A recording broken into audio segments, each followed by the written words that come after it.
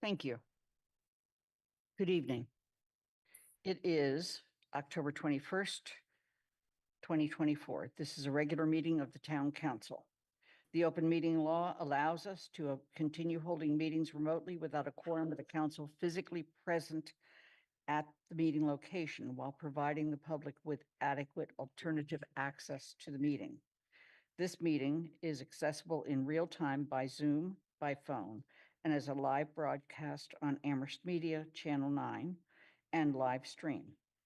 There are, in fact, 8 counselors in the room tonight, and there are 4 people in the audience. And at this point, only 1 person on Zoom. Given that we have a quorum of the council present, I'm calling the October 21st regular town council meeting to order at 6:31. I will call upon each counselor by the name they have indicated they would like to be addressed. At that time, please unmute your mic and say present. This will indicate that we can hear you and you can hear us. Please remember to mute your mic again. Pat DeAngelis? Present. I'm sorry. Present. Thank you. Anna Devlin Gotham? Present. Whoa. Okay. Sorry, my microphone is very loud. Counselor Ete is not here yet. Okay. Lynn Griesmer is present. Counselor Haneke. Present. Bob Hagner. Present. Counselor Lord. Present. Pam Rooney. Here. Pam, you need to put your mic up a little more or lean closer. Thank you. Here. Is that better? That's a lot better. Thank you so much. Counselor Ryan, Present. Kathy Shane, Here. Andy Steinberg, Present. Jennifer Taub, Here. and Counselor Walker. Here. Thank you. There's no chat room for this meeting. If there's technical issues, please let Athena and me know. And we will decide what to do with that at the time. There is no serious change to the agenda order. The discussion regarding the town manager's goals will follow the action items.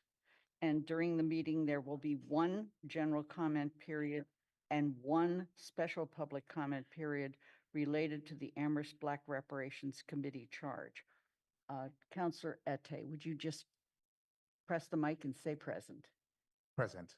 Thank you so much. Okay.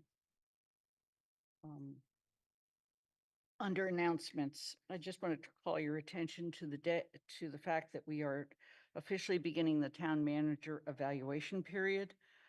This is a process during which we collect feedback from chairs, boards, and chairs and members of boards and committees and commissions, our staff, and the public. All responses are due by midnight, October 31st. And at that point, all counselors will receive the responses and have an opportunity to do their own evaluation. We have 2 meetings scheduled in November for the council. One is November 4th. It will start at 6:00 p.m. with the financial indicators presented to the budget coordinating group. It is also a regular town council meeting, but will include representatives from the library, Board of Trustees, and also the school committee.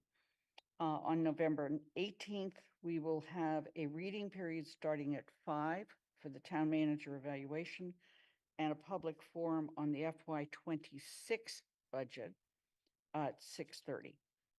There are committee meetings scheduled as well that are on the calendar. I want to call attention to the fact that there is a district meeting for District 5 scheduled tomorrow night at 6:00. It is virtual, and the link for this can be found on the community calendar on the town's website. There's no hearing tonight, and so we'll move to general public comment. Anybody wishing to speak who is in the town room, if you have not signed up, please do so with Athena. If you are on Zoom and you would like to make a public comment, please raise your hand at this time.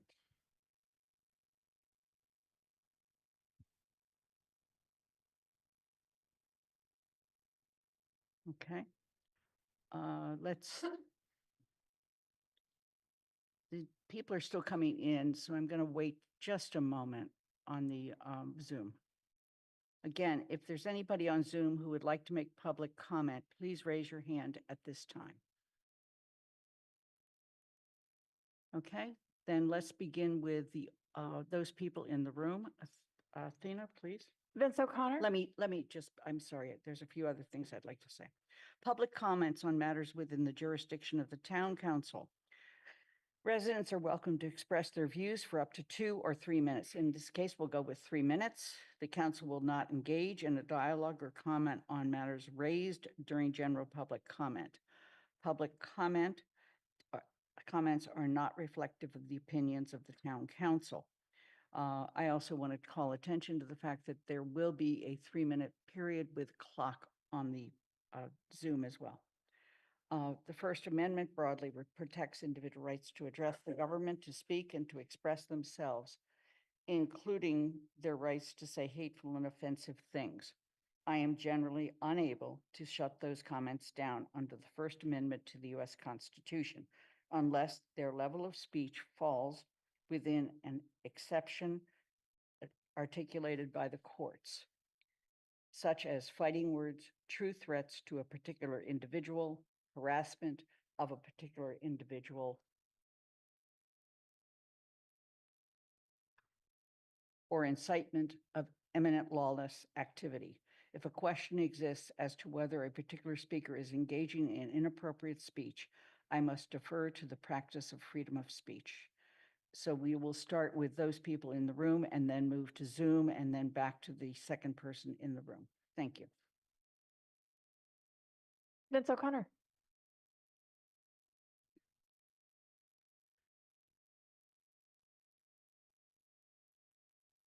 Do we have a clock? Thank you. Yeah, can you enlarge the clock so that I can see it? If you're going to hold me to the 3-minute limit, I would like to be able to see the clock. Do you see it here where my cursor is? Say again? Do you see the clock where my cursor is right here? Yeah, that's a, It'll turn yellow when you're getting close to your time. is it possible to alter the There. locations? Is that better? And enlarge the clock so that it's actually visible to me? Is that better? Here? Yes. Okay. Much better, yes.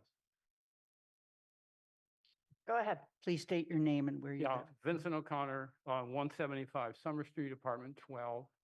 So I was surprised, but not that much, when I read in the paper that the project at 4555 South Pleasant Street had been altered to become a dormitory of Amherst College. So I listened to the video of the Wednesday night, October 16th meeting of the Amherst Planning Board. Site plan review is conducted under the provisions of the zoning bylaw, section 11.2. And it has very specific requirements. And as you can see from the paper in front of you, the counselors who are here. During the video, contrary to the statements of the bylaw directly, the chair of the bylaw, Mr. Marshall, initially said how difficult it was to turn down a site plan review, and then twice at the point between 1:45 and 1:50, a minute 45 and a minute 50 of the video, he made a declaration that it was statutorily impossible to turn down a site plan review. That statement is not correct. It should not have been made by the chair of the planning board. And as far as I'm concerned, this body, which has an oversight function as well as a function about finance and laws, ought to call Mr. Marshall before the appropriate committee of this council and ask him why he made a statement that directly contradicts the Amherst zoning bylaw. And I will refer you to the end of the thing. It says, The board's written decision shall consist of either approval, 11.2501, denial of the site plan based on, and so forth. Absolutely contradicting Mr. Marshall's statement. And so what I would say is that he needs to be held to account as the chair of the planning board for making a statement that is definitively false and misleading both to the public and to his fellow board members. Thank you for your comments. Jeremy Anderson, please enter the room, state your name and where you live.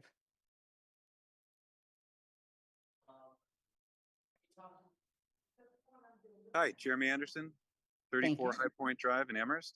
I just wanted to thank the town council for bringing forward the motion tonight to create school zones for the high school and the middle school. This is a wonderful action that will keep our kids safe. It promotes traffic calming throughout our town, and it sends a great message to our families that we are encouraging our students to walk, to bike, and to roll to school each day. Thank you all for your time and your efforts. Thank you for joining us, Jeremy. Athena?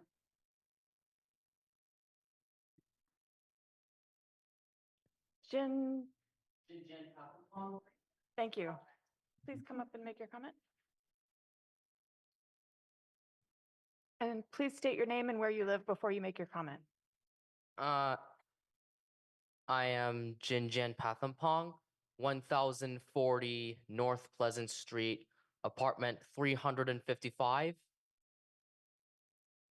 And my question is whether there's a way in which we can still have a balance between college student housing and the housing needs for other residents in Amherst in order for us to still remain as this, quote unquote, leader of affordable housing. Like in 2021, we had a comprehensive housing plan that was unanimously voted by all the counselors here, yet it was left out that the lot sizes were not mentioned, leading us to have a massive sprawl and in extremely high housing prices. When I lived here last year, I experienced a sudden spike in rents. Like, I don't know how many percent it could calculate. It just like exceeded $2,000 a month when I was living here one time. So my question is there a way we could adhere to the 2021 comprehensive housing plan while still balancing the needs of other residents who need affordable rental housing? Thank you. Thank you for joining us.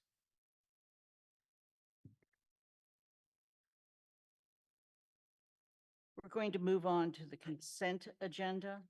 And let me note that one item was inadvertently left off. And unless there's any objection, I'm going to add it in. And if you object, you can ask that it be taken off. It's the proclamation. These items were selected because they were considered to be routine and it was reasonable to expect they would pass with no controversy. To remove an item from the consent agenda for discussion later in the meeting, ask that it be removed when I've listed all of the consent agenda items. That does not require a second. The motion is to move the following items and the printed motions thereunder and approve those items as a single unit. 6A, proclamation recognizing the 2024 Asian Festival of Lights. Next item, waiver of Town Council Rules of Procedure, Rule 8.6 for agenda item 9A1 and 9A2. That's wrong here. Town manager appointments to Elementary School Building Committee and Community Preservation Act Committee.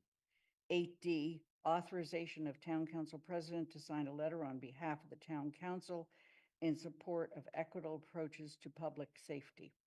Please note that I'm more than willing to accept additional changes to that before we send it off. 9A, 1 through 4, approval of town manager appointments. Cultural Council, Evan Figueroa and William Murray for terms to expire June 30th, 2027. Community Safety and Social Justice Committee, Erica Piedad for a term to expire June 30th, 2027. And Angelique Ferguson for a term to expire June 30th, 2025. Elementary School Building Committee, Dr. Zamora Herman, ARPS,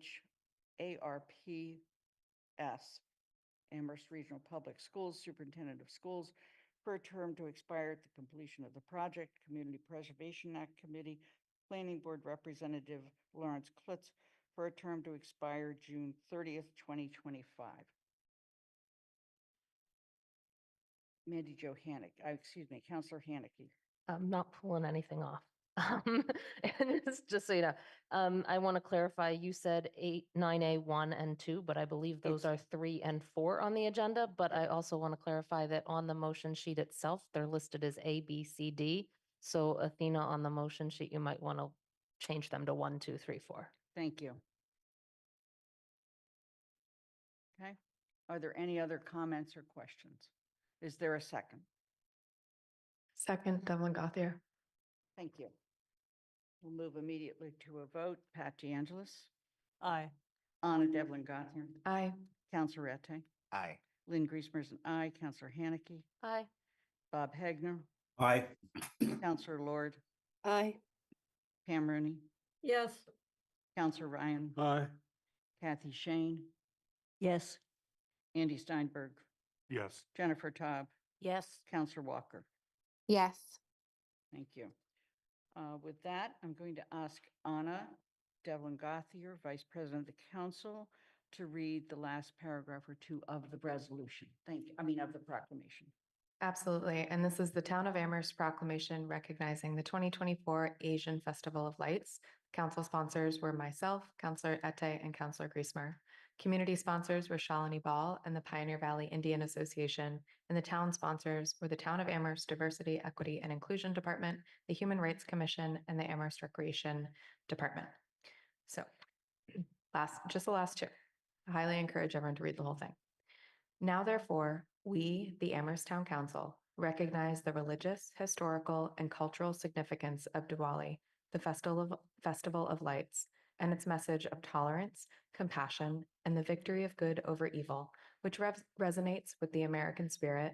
And be it further proclaimed, we, the Amherst Town Council, express our deepest respect and best wishes for South Asians and all Americans in our community who celebrate the Festival of Diwali on November 1st, and extend the invitation from the Pioneer Valley Indian Association to join a celebration on November 10th from 4 p.m. to 7 p.m. for cultural performances and dinner at Wesley United Methodist Church, 98 North Maple Street in Hadley. Thank you.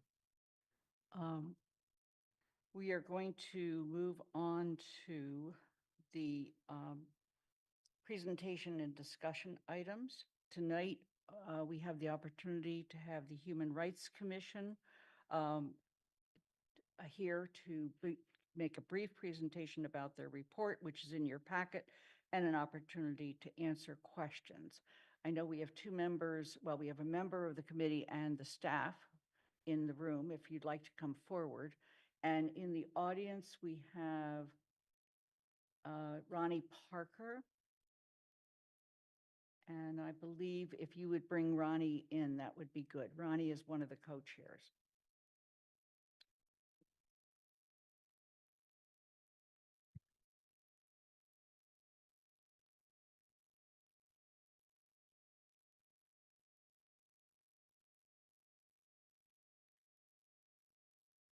Thank you. Welcome, Ronnie. Hi. Wow. I think this is the first time I've been able to be seen at a town council meeting. And it really does feel different.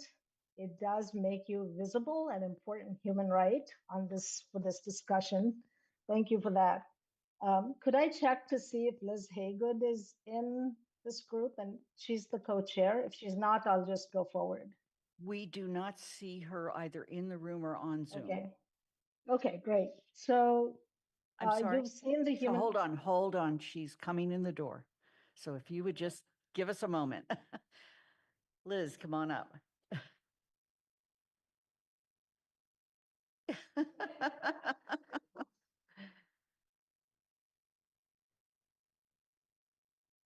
Welcome. So,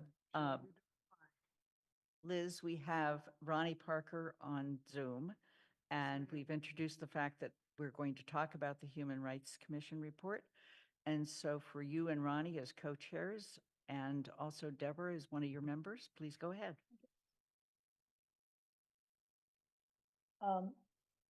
Liz, were you ready to start or do you want me to? I would appreciate it if you started and I can. Okay. I was thinking my brain. said, Okay. I'm glad So you all have the report, and in the scheme of things, it's fairly short. It's just 3 pages.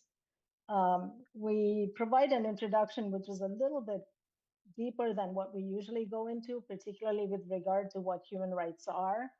And this is because it's reflective of other discussions we've had in our commission meetings this past year to increase understanding of it for ourselves and establish a foundation for what do we mean by human rights when we talk about it in Amherst. Then there's a section on what we did this year. There are 2 parts to it. One big part is the complaints section, which I'll go to next.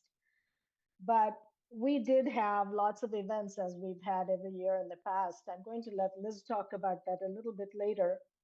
But a big accomplishment this year that we did on top of that is to finalize our bylaws. And this is something that had been started before I joined the Human Rights Commission. It just took a long time. There was a lot of debate, discussion.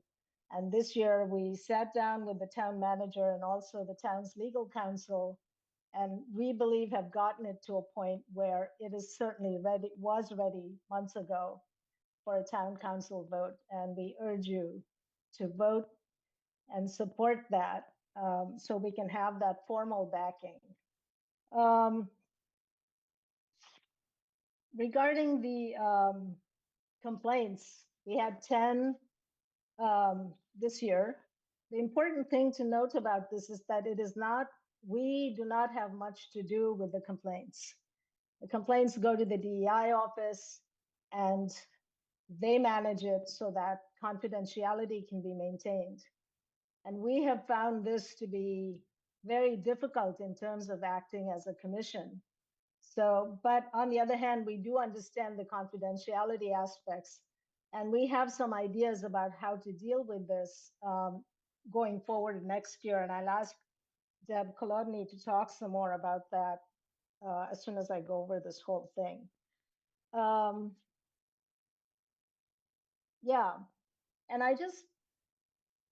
so we also have a proposal for the next 3 years so we can do something more than have events. We feel that this is really, when we think about what we do, and people ask me, what do you all do in the commission? It seems like we don't do anything because we have no interaction on the complaints process. And the events are all pretty much run by the DEI office and really should be run by them or a cultural office of some sort. I couldn't tell you what our budget is if you ask me, and I have no idea, you know, I mean, not that we should, we're not an operational entity. So what I'm trying to say is that it's been very challenging to figure out what do we do and how do we impact on human rights in Amherst so that they're respected and so that violators are called to account. And so that's what puts us into the way forward, which I want to ask Deb to speak about. But maybe first, Liz, did you want to say more about the events? No, one of the major things. Please lead in This and mic- make sure oh, the sorry. mic is green. It's green. Thank you. Oh, that sounds better. One of the things that we're looking forward to this year is instead of having so many mini cultural events, we want to do one major one. and then some smaller ones based on need. For instance, I'm fully aware and I will fight to the tooth for Kwanzaa and Martin Luther King based on the history of African Americans in this country. And so, but we want everybody to share in the experience of other cultures. So that's one of the things that is one of our proposals. One of the things you also might need to know is that on November 17th is going to be our retreat where we're going to be taking a stab at things for the next year and possibly beyond the next year. So given that, I'm going to pass the mic over to my esteemed colleague. Thanks, Liz. Hi, I'm Rabbi Deb Kolodny. I am a member of the Human Rights Commission. And thanks, Ronnie, for your overall report. I'm just going to be speaking a little bit about the way forward. The commission has designed a 3-year plan so that we do more than just receive complaints, or the DEI office does more than receive complaints.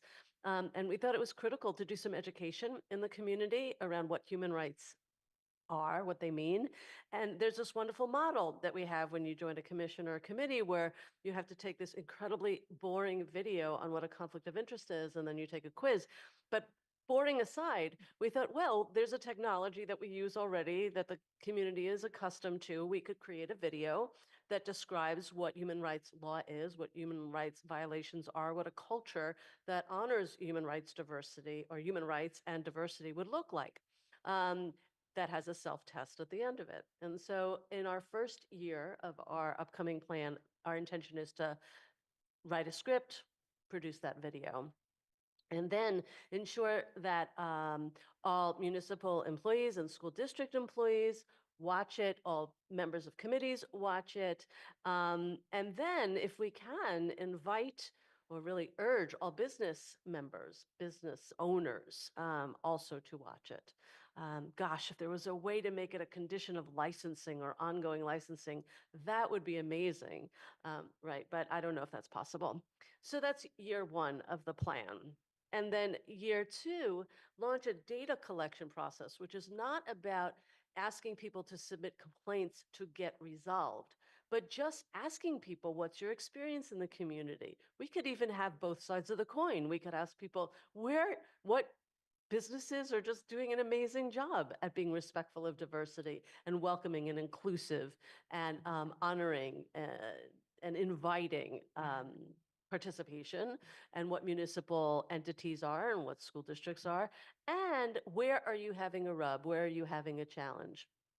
To the extent that the town would be responsible for things like, I think there was a case where there wasn't an accessibility ramp outside a public building, and so that got addressed. It could bring to our awareness things that need to happen that aren't coming to our awareness, because actually calling up a municipal entity and saying this is an issue might be a heavier lift for some, especially those who don't feel included and aren't people of privilege to like take that step. But if you've got an ongoing survey that's just on the website and anybody can log into it at any time, it's more accessible, or it should be more accessible. And finally, accountability. Once we've gathered some data and we have a sense of what's going on and maybe get feedback from the video about the education, we will then have to explore what kinds of accountability are appropriate. We're not a legal entity that's going to, resolve disputes. So I'm not talking about anything punitive like that, but it might be that follow-up education might be necessary. There might, or it might be that, accessibility needs need to be met. That's to be determined based on what kind of information comes to us. So that's the plan. It would be, some funding would be required for the production of the video in year one. But the good news about surveys are that, Google survey, free. So that wouldn't be a heavy lift. All right, sorry, I took a lot of airtime. So, so then I want to close by saying that, this is a really special opportunity for us to present our report and not just hand over a piece of paper to the town council, because we think that you all have a very crucial role to play in making this happen, sort of at the higher level like we do. And so far, one thing we've noticed this year is that we've had no interaction with the town council. You've had no questions or consultations with us. We asked for a representative and nobody has the time for us, all of which I understand. Everybody's busy. But I do want to point out that we're very keen to have a closer relationship because we think that in order for human rights to really be important in this town, we need that policy level connection or lens or advice ourselves, whereas we in turn can advise you. I wanted finally to thank the town manager for helping us to fill all our seats. We have only one vacancy, and we're really privileged to have an amazing group of commissioners now. The range of expertise is really quite impressive. And I think if any of you chose to work with us, you would benefit a lot just from those interactions. So with that, I'm finished. Liz, did you want to have any final words? I do not have any final words. I also want to thank Ronnie for taking such a critical leadership role and Deb for putting this report together. I also want to say that we all, as different people, don't always agree on everything, but we always have a common goal, and that's about human rights. So it doesn't matter what our own personal biases are. We often put aside some things. We challenge each other respectfully, and we move forward that would benefit everybody in our town. Okay. Thank you all for being here. And I just want to recognize that there are 3 other members of the committee. I did check the audience, and at this point, I don't see any of the other ones there. So I'm going to move to questions from the council.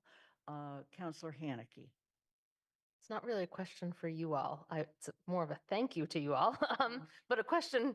Thank you for the report. I was surprised to see in there that you had been working on the general bylaw that governs the Human Rights Commission, and that you had expected town council action because I haven't, as a counselor, seen that review and all, and that you seem to be thinking it was in front of us. So that's not your fault. And that's why the question is not to you. The question is now to Paul and Lynn and those that sit in agenda setting. If the commission has a draft that they want us to review and adopt, and they thought that we were there months ago, why have we not seen it for referral to presumably GOL yet?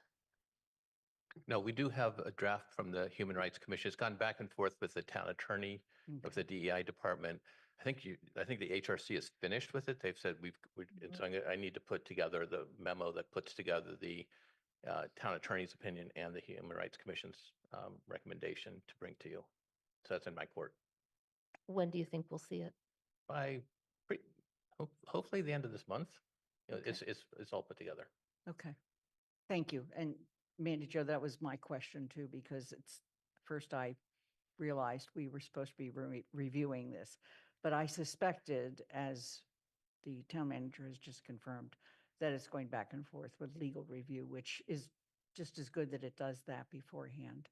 Are there other questions?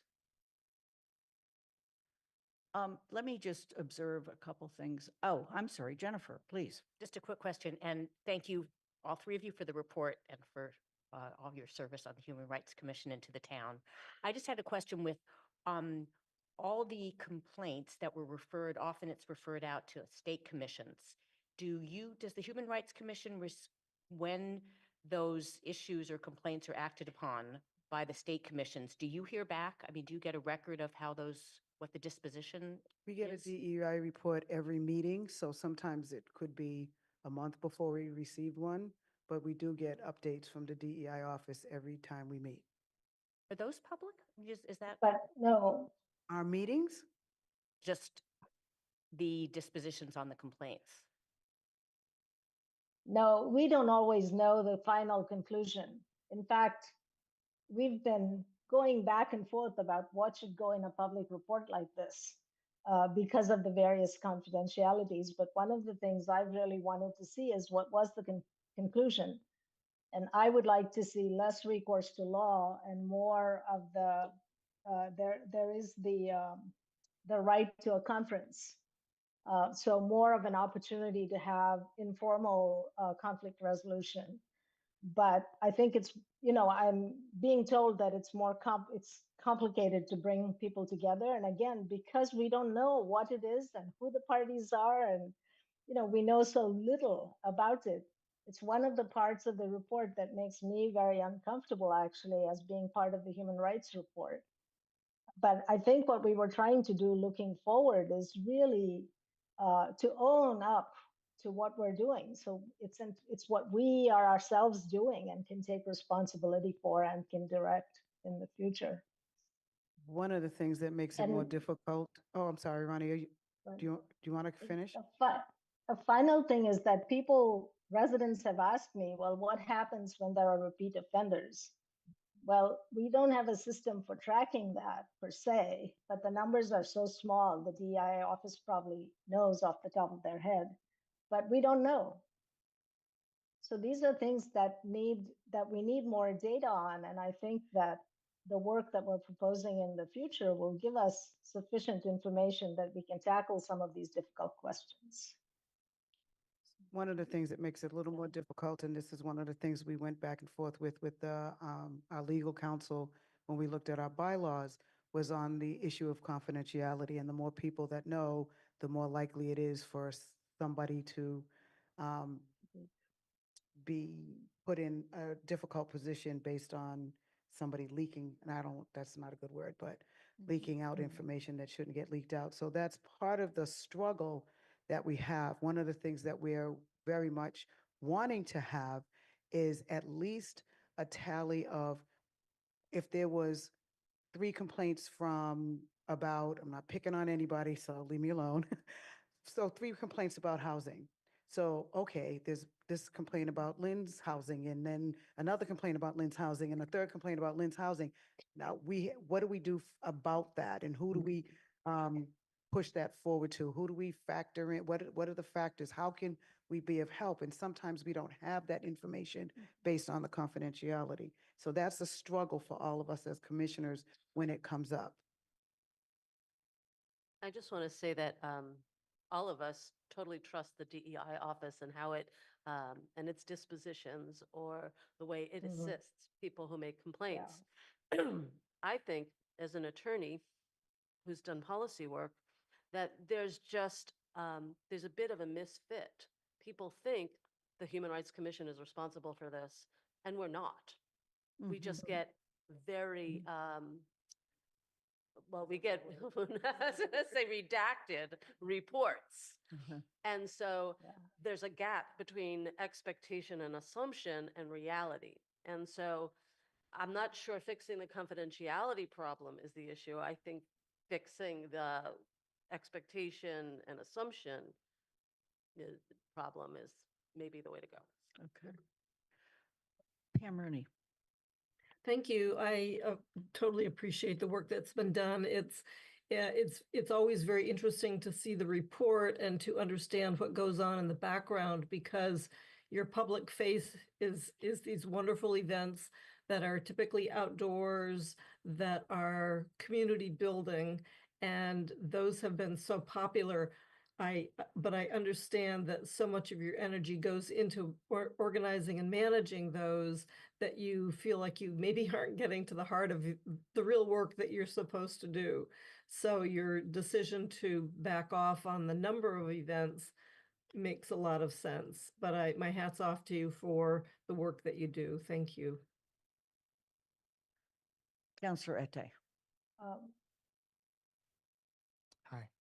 Thank you again for your work.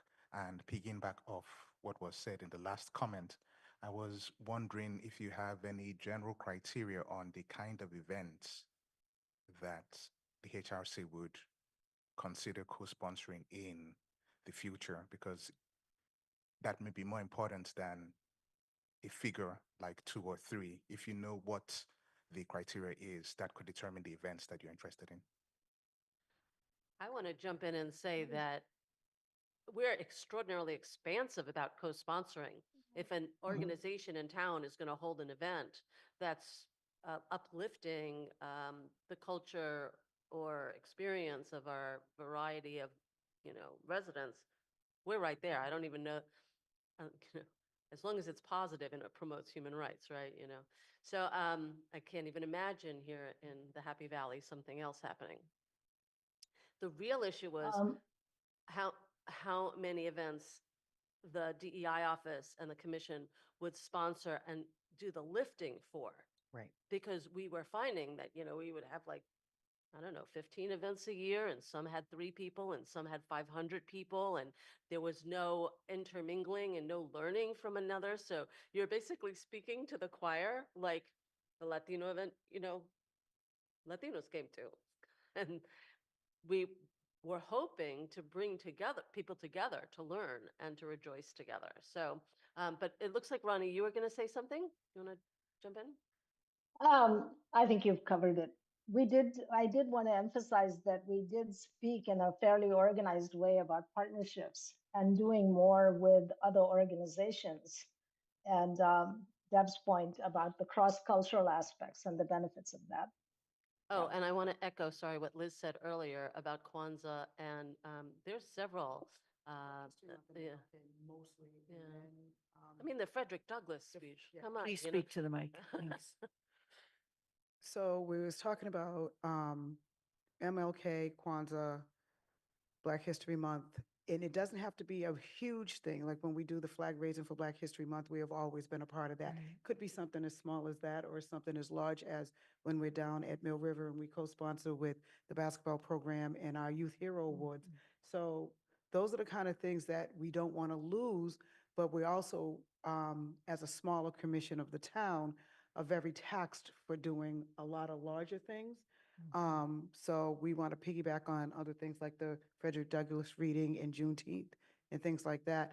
The other thing that I think is important for you all to know that I'm sure that we all forgot until just now is that some of us also attend other town meetings like CSSJC and affordable housing, and we update each other on what's going on and how can we help those other entities be as productive as they can be with the town and support them in their missions as well. Pat. Thank you. One of the things I had the privilege of working on one of the first years in council was the development of a wage theft bylaw. And it is supposed to be monitored by the Human Rights Director and the Human Rights Commission. And I'm wondering, and one of the proposals in it is that there would be education for businesses, et cetera, about wage theft and whether any of that has happened. And also there are reports that we have not gotten because it doesn't seem to me that the commission has known about this. No shame or blame. This commission yeah. works incredibly hard. But I'm very interested in what's going on around the wage theft, if any. I think that what's not clear is that there's a human rights director who's also the DEI director. And then there's us. And I don't think any of us have heard of this before, but this is part of it, that a lot of the work, I mean, to be honest, we get credit for all these events, but we just show up. I mean, sometimes some of us volunteer, but the DEI office, 2 people carry that whole burden. They do a ton of work that's connected to human rights in addition to other aspects of DEI. So of course, I want to say we don't know about it, but more than that, I want to say that it took me several months before I found out who was the director of human rights and that there was a director of human rights, but actually the DI office does all the work and they probably know about this and know what's been happening. Thank you. And this was not a criticism of the commission, but That's it fine. is. Please speak to the mic, Pat. I'm sorry, I thought you were done, Ronnie. I am done. It seems to me that that's something I need to talk to the town manager about this bylaw because it's not clear that it's ever been implemented. So as directly. Ronnie has said, And this not is- just this section of it, so. No, there's obviously some things that we could work on and do better. And I think that with Deb's proposal that we've been trying to flush out for the last 5 or 6 months, that some of that would come up. The other thing that I want to just tweak in a different way for Ronnie's assertions that the DEI office does, because we do a lot of legwork when necessary when it comes to these events. And I know for me personally, with Jennifer from last year, you know, I was behind the scenes with Kwanzaa. I'm behind the scenes with, I write all the speeches and things that we have to, I flush out all the applications for the Youth Hero Awards and condense it into smaller statements so that you get the gist of who we're presenting as a youth hero. And Ronnie does a lot of lifting. Deb, we had the Southeast Asian event at Crocker Farm. We co-sponsored that, so they took the lead on it, but we met with them and talked about them and fleshed out some things. And so, yes, and then we also, some of us were on the CREST directors Search. hiring committee. committee. I know that I was on the chief of police hiring committee. So there's been a lot of things happening behind the scenes. So I don't want to say that Ronnie's not correct, that the DEI takes the lead, but we also sometimes way behind the scenes and sometimes in front of the scenes do a lot of work to support all the work that the DEI does. And sometimes Yeah, right, right. Right. Just went off. Uh, There it is. Yeah. Are there other comments from counselors? Let me just say that I've really enjoyed the events you've done, and it's clear that a ton of work on behalf of your part and our staff have gone into those events, along with maybe co-sponsors that have been doing them. And they have brought together people across the community that identify in certain different ways. So it'll be interesting to see how you come up with a solution that still attracts that cross group of people in our community that don't otherwise engage. I mean, people would come to those events that we never see anyplace else. And that's something that I think has been valued. But I also just have to say, having gone to several of them, the amount of work that goes into them, the amount of effort to get donated food and to set up and to have people's speeches written and everything else, the awards are just astounding. So I'm not at all surprised that you want to step back and say, what can we do reasonably and do it well? So, and you won't have to wait long. Mark your calendars, April 5th, mega event. okay, all right. Yeah. Yeah. We're working on it. Okay. Are there other questions from the council? Thank you all for joining us. So thank you for having us and thank you for listening and understanding what we do for the town and to support you all in your missions as well when it comes to bringing our community together. Thank you. Thank you so much. Thank Yeah. you. Okay, we are going to move on to our action items. The first action item is regarding the University of Massachusetts request to place campus vehicular directional signs in the public way.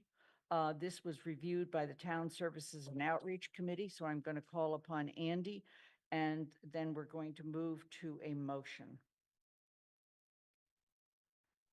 Well, I'm not going to speak at any length at all because we provided a written report and there was some additional information that we requested that was provided and is made. But I noted through the report where you can find those additional items that the university provided in answers to some of our questions. We did our best to take account of questions that were asked last time. This was before the council, and to present those questions and make sure that we not only received an answer, but included the answers in the reports to the ones that we recognized as being needing that kind of response. And I hope that all of your questions were answered. If not, then please ask and hire another member of the committee. We'll do our best to further respond. But hopefully the report is inclusive enough that it covers all of the questions we're asked. Ultimately, I think the one thing that we noted at the end is that, there was a question of the number of signs. Most of them are going on the university property, and we gave deference to the university just because they are the ones who feel the need for the signs. It is their project, and we didn't think that it in any way interfered or affected us public way, and is actually, as we recognize that the town has done a good job of trying to have directional signs so that people aren't wandering about burning up extra gasoline, providing extra pollution. And we appreciate the university thinking in the same way. While I read the motion, please bring Guilford Mooring in, our Superintendent of Department of Public Works. So the motion is to approve the installation of 7, in parentheses 7, vehicular directional signs in the public way as directed in the memo from Paul Bockelman, Town Manager, dated September 19th, 2024. In quotes, use of the public way, University of Massachusetts Amherst directional signs, end quotes, on page 10 to 11 of this motion sheet, and authorize the town engineer to make adjustments in the field during the installation process as necessary. Is there a second? Second. Thank you. Are there questions or comments? Yes, Councillor Haneke. So we don't have a time limit on this, and I'm not going to propose a motion for a time limit because I believe when we did the original on the common Amherst College signs, we did not have a time limit in that motion either. But my question is, do we ever, as a town, come back and review these allowances for whether they're still necessary, whether we want to continue letting them use the public way, or are we never going to see this as a governmental legislative body that approves public way requests again? What's the process for? Is this basically, if we approve this, it's in perpetuity, or is there in town a regular review process and timeline for review of these things? Town Manager, please. So there is no review of permissions provided by the council for signage. Occasionally, you'll see a sign that's no longer needed, and the DPW can go out and make the adjustment. But most of the signs that are in public ways tend to be town signs that we are in control of. They're either directional, they're traffic control signs or something like that. You could put a time limit on it. You could probably in the future, if the council chose to rescind the permission, you could probably rescind that permission.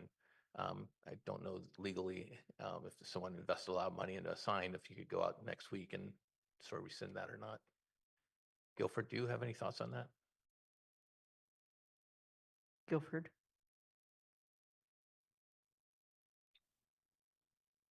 We've never actually put a time limit on it. Okay. But as the town manager said, if we decide we'd like a sign removed, somebody could come in and request that. Yes. Councillor Ryan.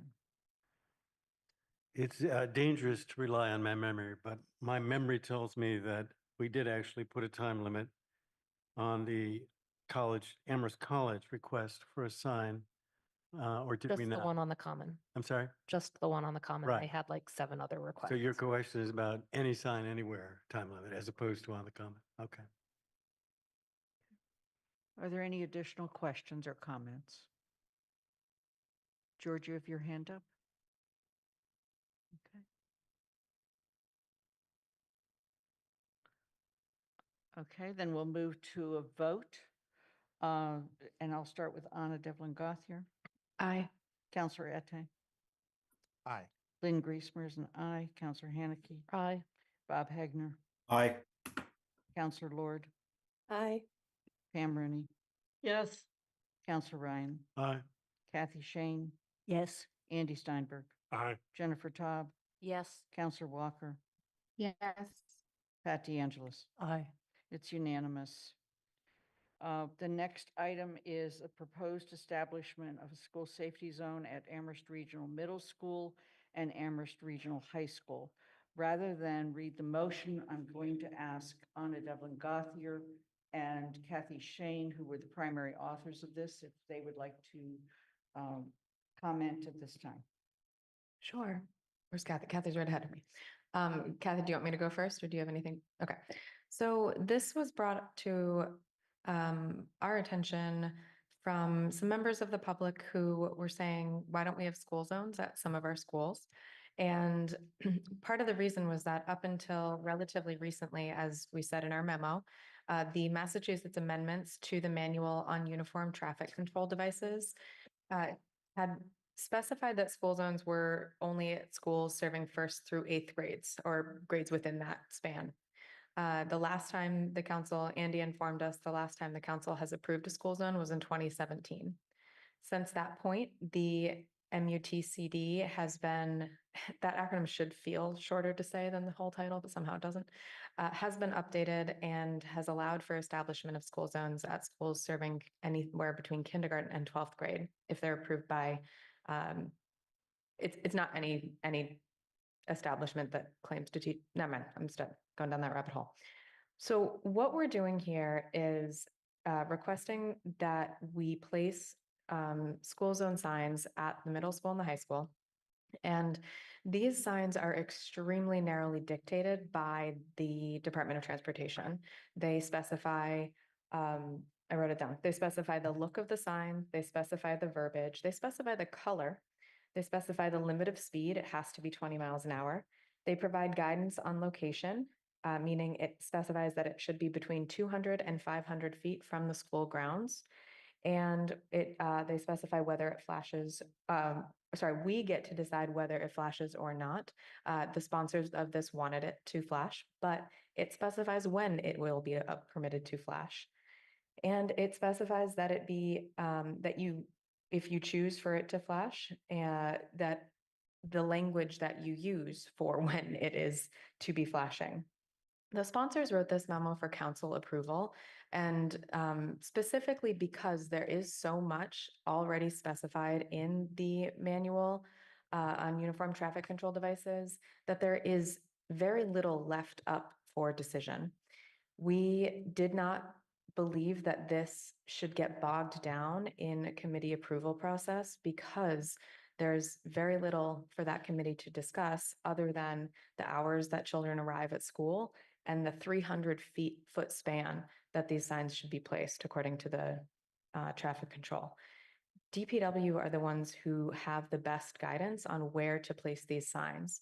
For us to send this to a committee to confer with another committee to come back to recommend would add weeks and weeks and weeks to this process when we know that DPW is the group that should be able to say this is where the sign goes and place it. It should be consistent with the way we've placed other signs, which DPW has done. So we are hopeful that the council will approve this motion, which is specifying that the time we set be reviewed by committee after a year, and that the DPW be the body which determines where these signs should go within the guidance of the Massachusetts amendments to the Manual on Uniform Traffic Control Devices. Kathy, do you have anything to add? Just briefly, we met in an informal way over Zoom with the Safe Routes to School person based in the schools and a leader in tech and one other advocate who has been worried about this for a while. Most of the discussion was if they're flashing, which hours of the day should they flash and when, how early in the morning, when should that end? And we thought that would involve a discussion in the school and the school should be involved in it.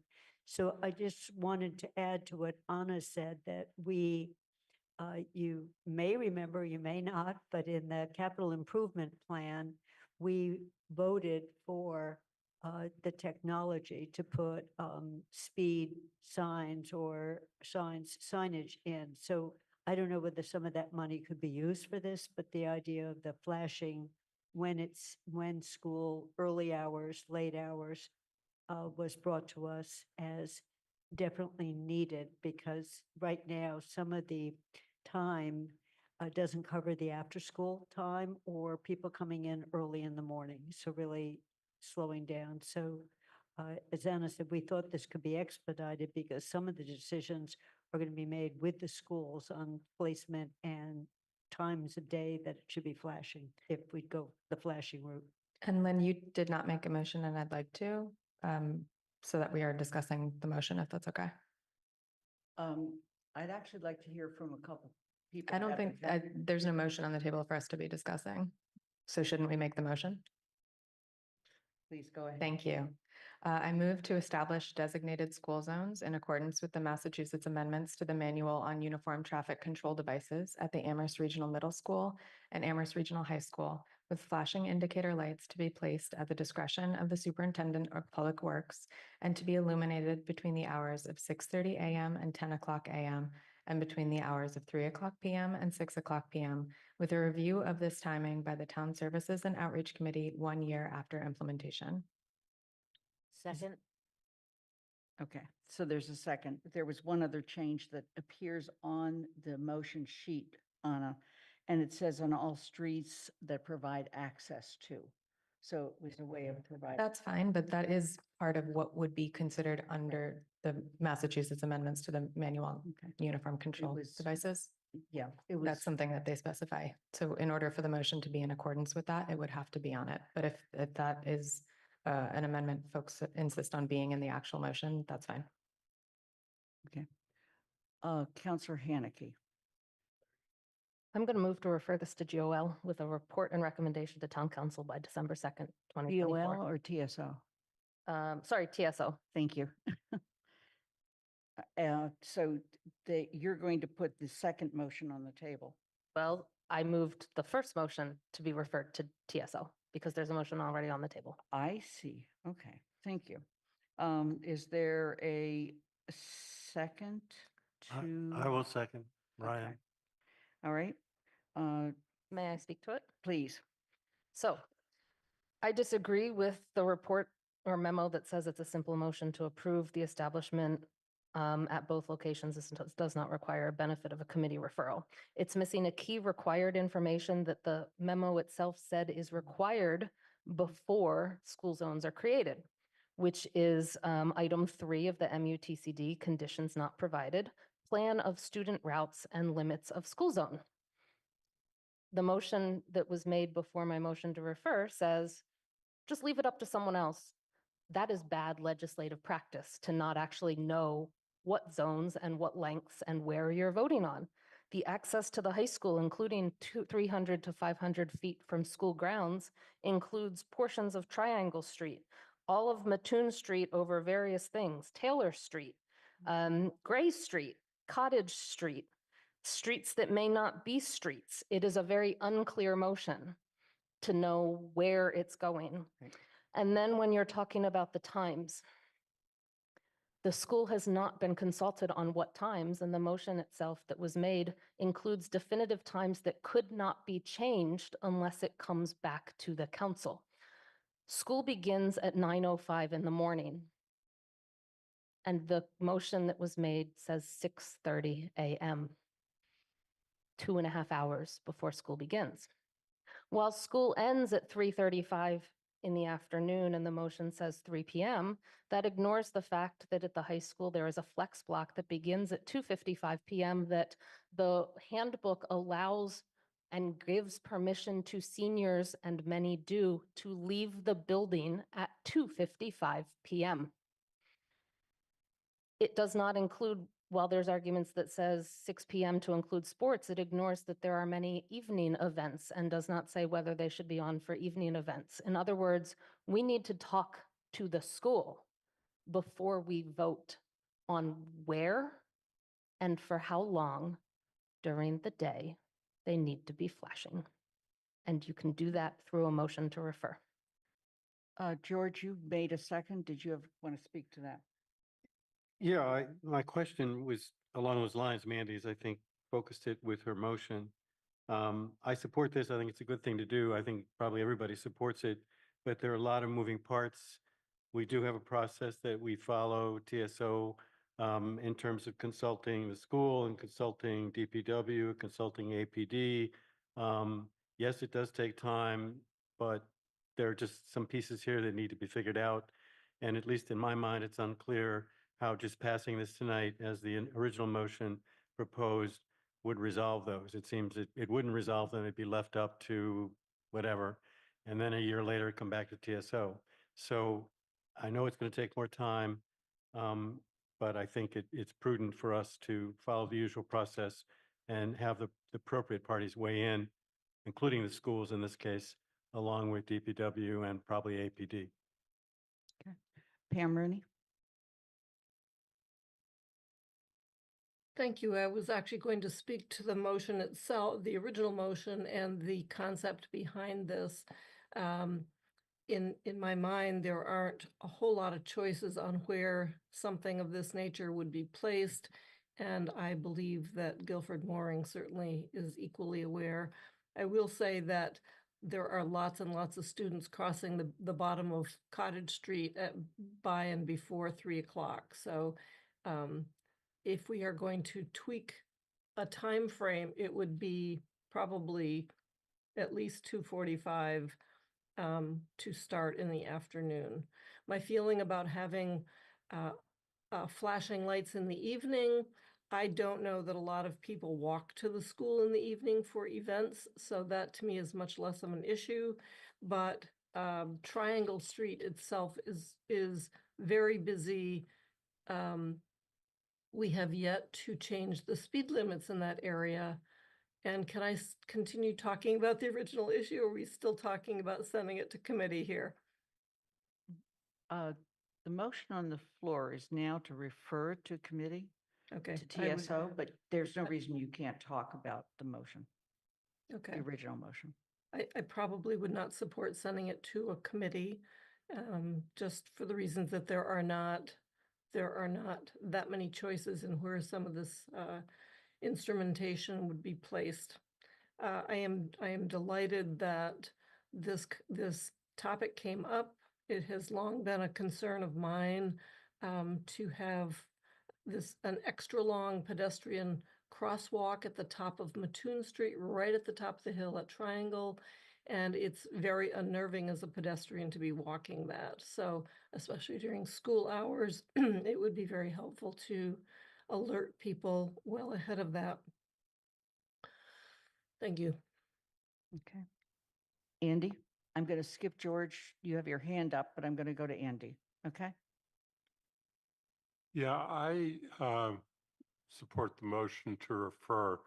And I guess I'm going to say several things. One is that as a member of the select board, Paul and I are probably the only two people in the room who were around when Fort River was added as an elementary school with a school zone.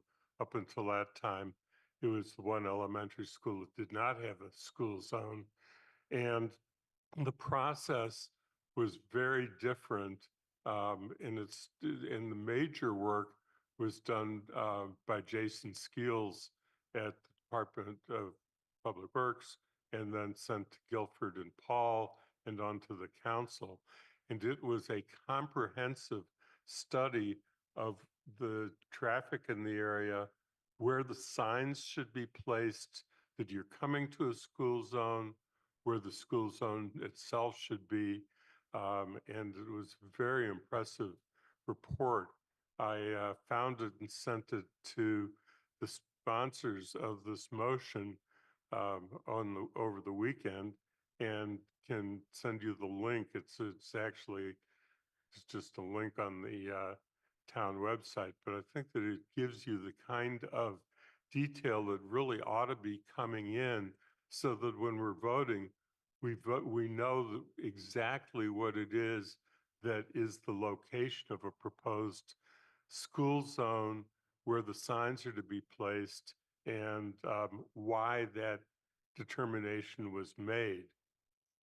There's another issue that I think needs to be explored, and I don't know if Guilford or Paul have any information on this, but the uniform traffic manual provides that school zones have to be on streets abutting the school property. And I'm a little bit troubled by it, because most of Triangle Street does not abut school property. It Is it- abuts the community field, which is not actually owned by the schools, it's owned by the town. And there's just a little teeny portion of the playing field that I think may be abutting the actual street, but it is inconsequential, and it is not a location where the signs are. So I'm not sure what we can do on Triangle Street. And before jumping into it, I think that we as a council ought to be knowing that information, and there's no way we can get there without making sure that the time is spent in referring it to committee. The other thing that I had been thinking about a lot is that the hours should be very easy for the elementary schools. We already have school zones, but the hours for elementary schools probably ought to be different than the hours for the regional schools, because they operate on different schedules. And so I'm a little bit concerned about the way that the motion is framed, to just set one set of hours for all schools, as if that is what is needed and appropriate for all of the schools. And I really would urge splitting out the elementary school hours from regional school hours, assuming we can do the regional schools. There hasn't been much mention made of the middle school, because middle school probably doesn't have the same need that the high school has. So for all of those kinds of reasons, I would urge that we adopt the amendment to the motion made by Councilor Haneke to refer it to committee. I need to take a pause in the meeting. Athena, I've been informed that the Zoom link on the agenda and on the town website is expired.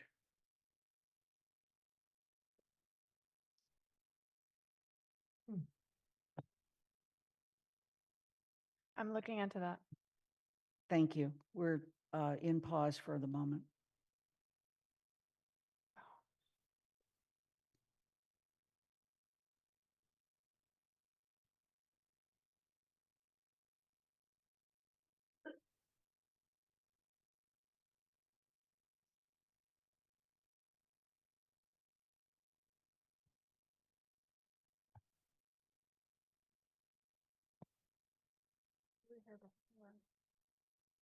It was suggested that this link that was there was the one for October 7th.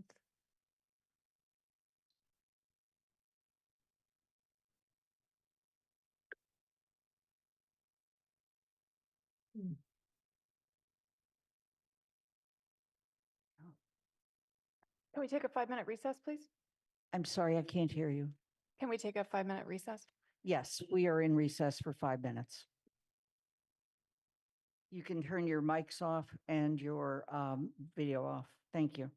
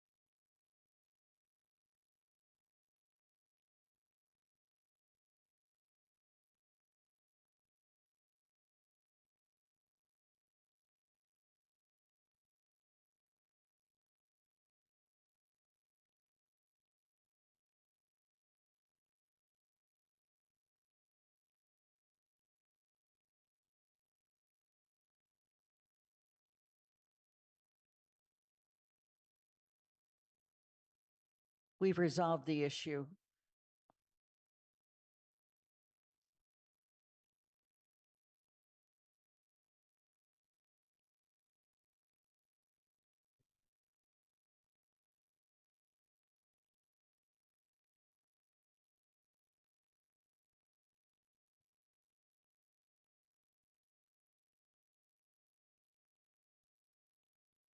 Okay, as soon as people are back, please put your video back on to let me know you're here.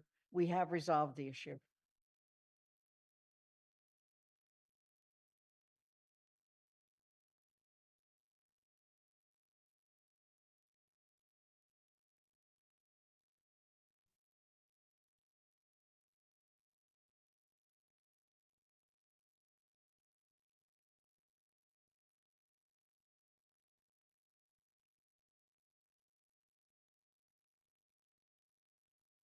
George, you're back. Kathy, you're back. Counselor Walker, are you there?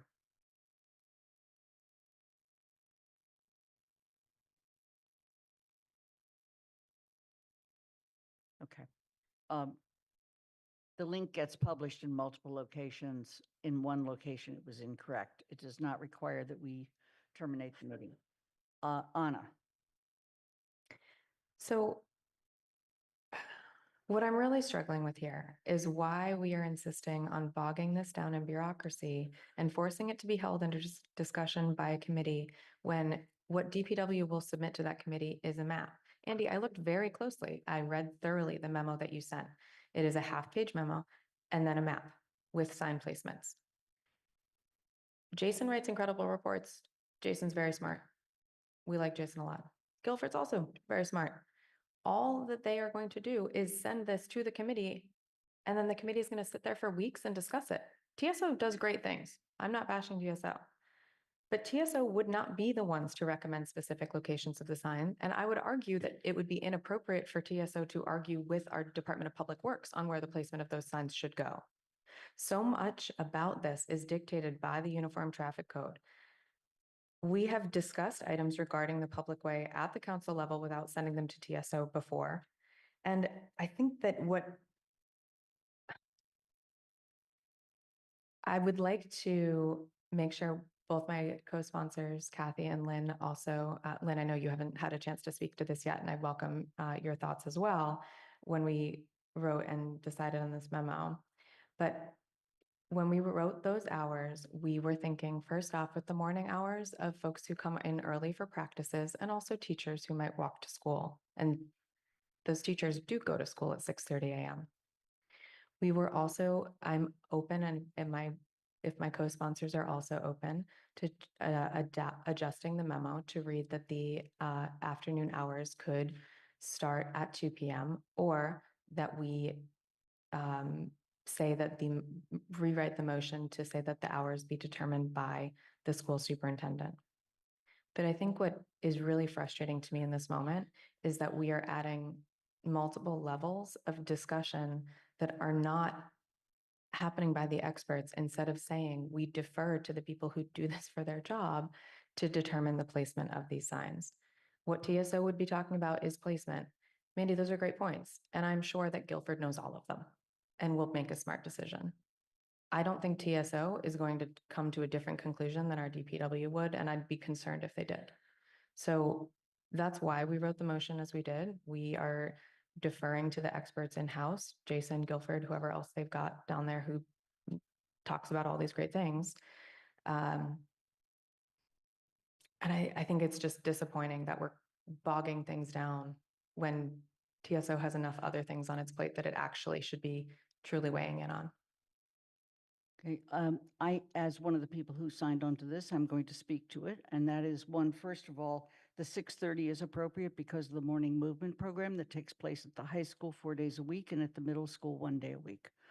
It starts at 7 o'clock, and many of the students that participate in that program walk to school, to it, as well as a few that, and as well as many who come by bus. With regard to the actual motion, the one thing I raised to the two other sponsors was I wondered if this should be referred to TSO. So there we have the difference of opinion. Thank you. And Mandy Jo. I'm not expecting TSO to question DPW. I'm expecting to be able to vote on a plan where I know where the signs are going, and to ask me to vote on something that has no indication definitively with a plan on where those signs are going is just wrong. Your memo itself says 4 things need established, and they are in an order. Item 1, the facility is a school. Item 2, children walk or bike to and from. And for both of those, you've said they're true. We understand that. Item 3, the school facility or municipality provides a plan showing the routes that students will use to walk and or bike to the school and shows the limits of the proposed zone. You admit in your memo that has not been met. And you're asking us to vote to adopt a school zone when one of the requirements has not been met. You did not provide a plan showing the routes that students will use to walk or bike to school, or that shows the limits of the proposed school zone. In fact, the motion you ask us to vote on doesn't even include anything about the limits of the school zone. It just says around the schools. The 4th item is that the municipality provides written documentation of their support and or approval of the school zone. You say that will be met by our vote, but our vote will not have the map even near it or the limits of the school zone near it.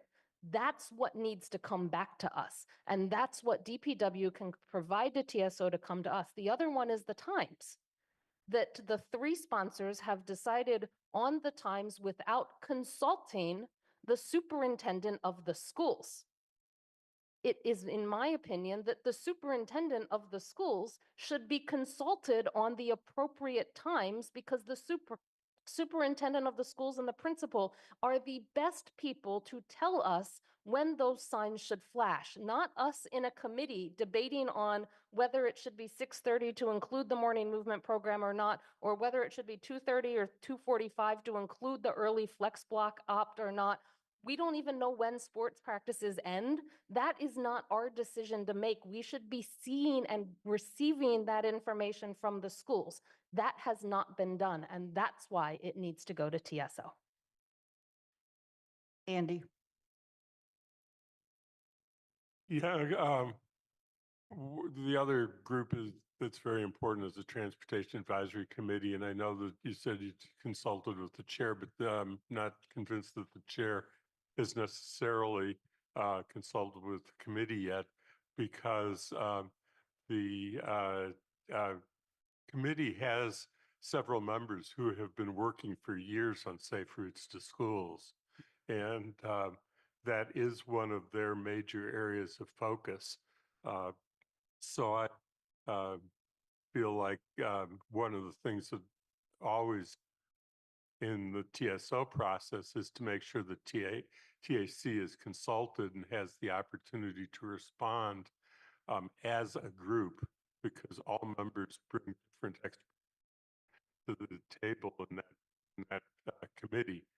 The other thing, it's just awkward conversation. I don't want to go very far, but I've had several proposals.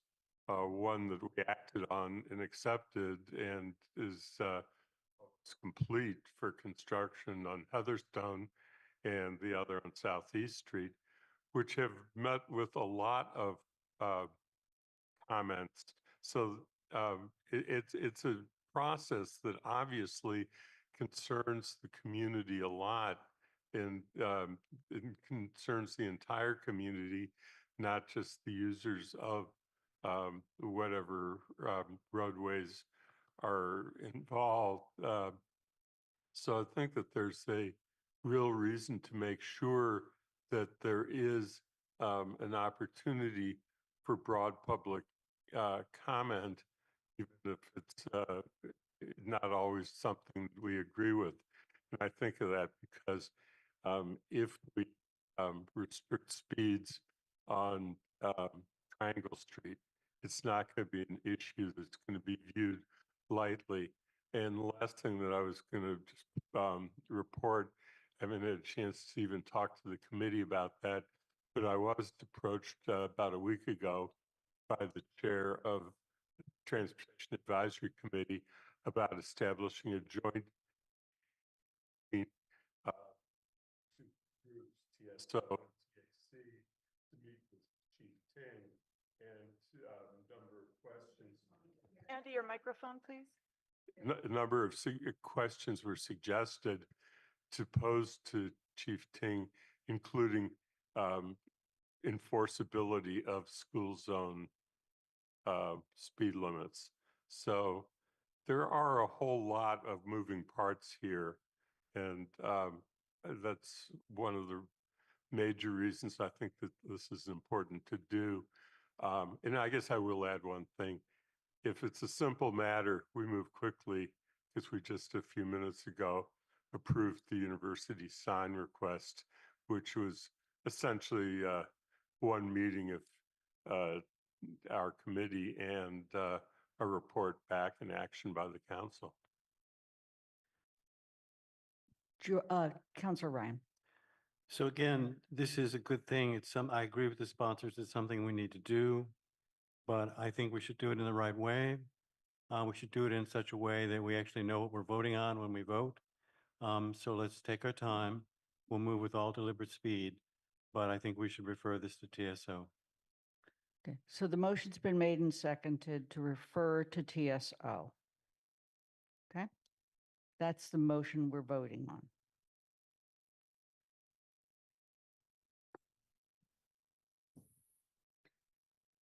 Counselor Ette. Aye. Lynn Griesmer is an aye. Counselor Haneke. Aye. Bob Hegner. Aye. Counselor Lord. Aye. Pam Rooney. No. Counselor Ryan. Aye. Kathy Shane. No. Andy Steinberg. Aye. Jennifer Taub. No. Counselor Walker.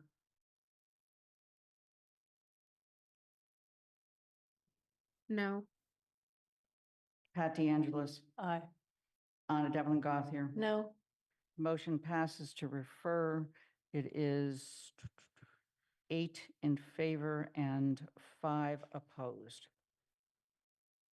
Point of order, I think since it was an amendment to a motion, do we have to still go back need to to the vote? original motion. A motion to refer supersedes the motion to adopt, and that disposes with the motion. So we don't need to, there doesn't need to be another vote. Thank you. Thank you for the clarification. It is 8 o'clock. We're going to take a real break this time, okay? And 5 minutes and we'll be back. Please turn your videos off and your sound. Thank you.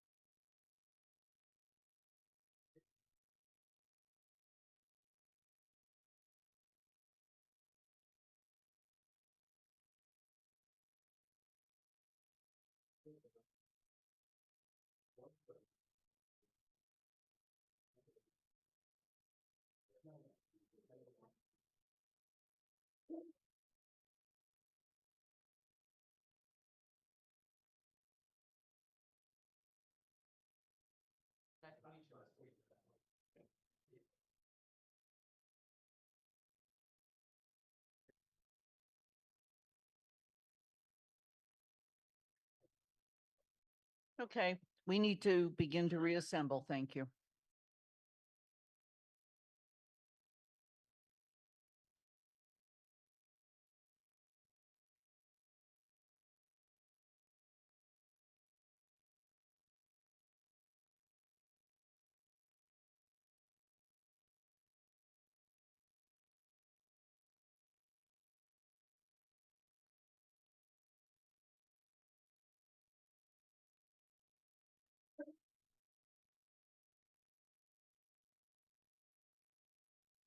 Mandy Jo, you have the copies? Okay, yeah. And by the way, she knew you were bringing them, so she didn't make them.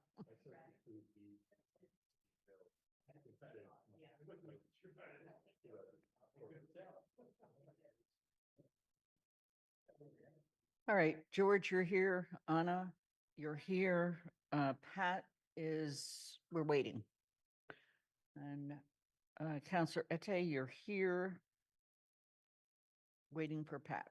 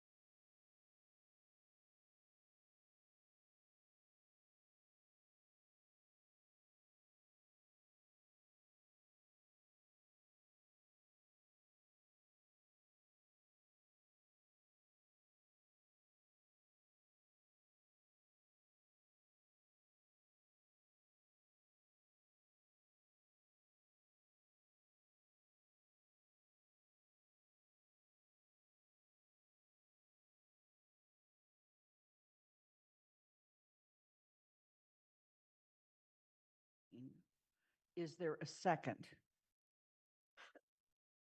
Second. Thank you.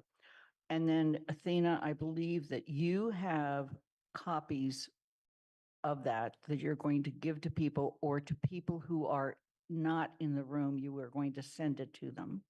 And you are going to post it on our website immediately. It's posted on our website and in SharePoint as of right now. Okay.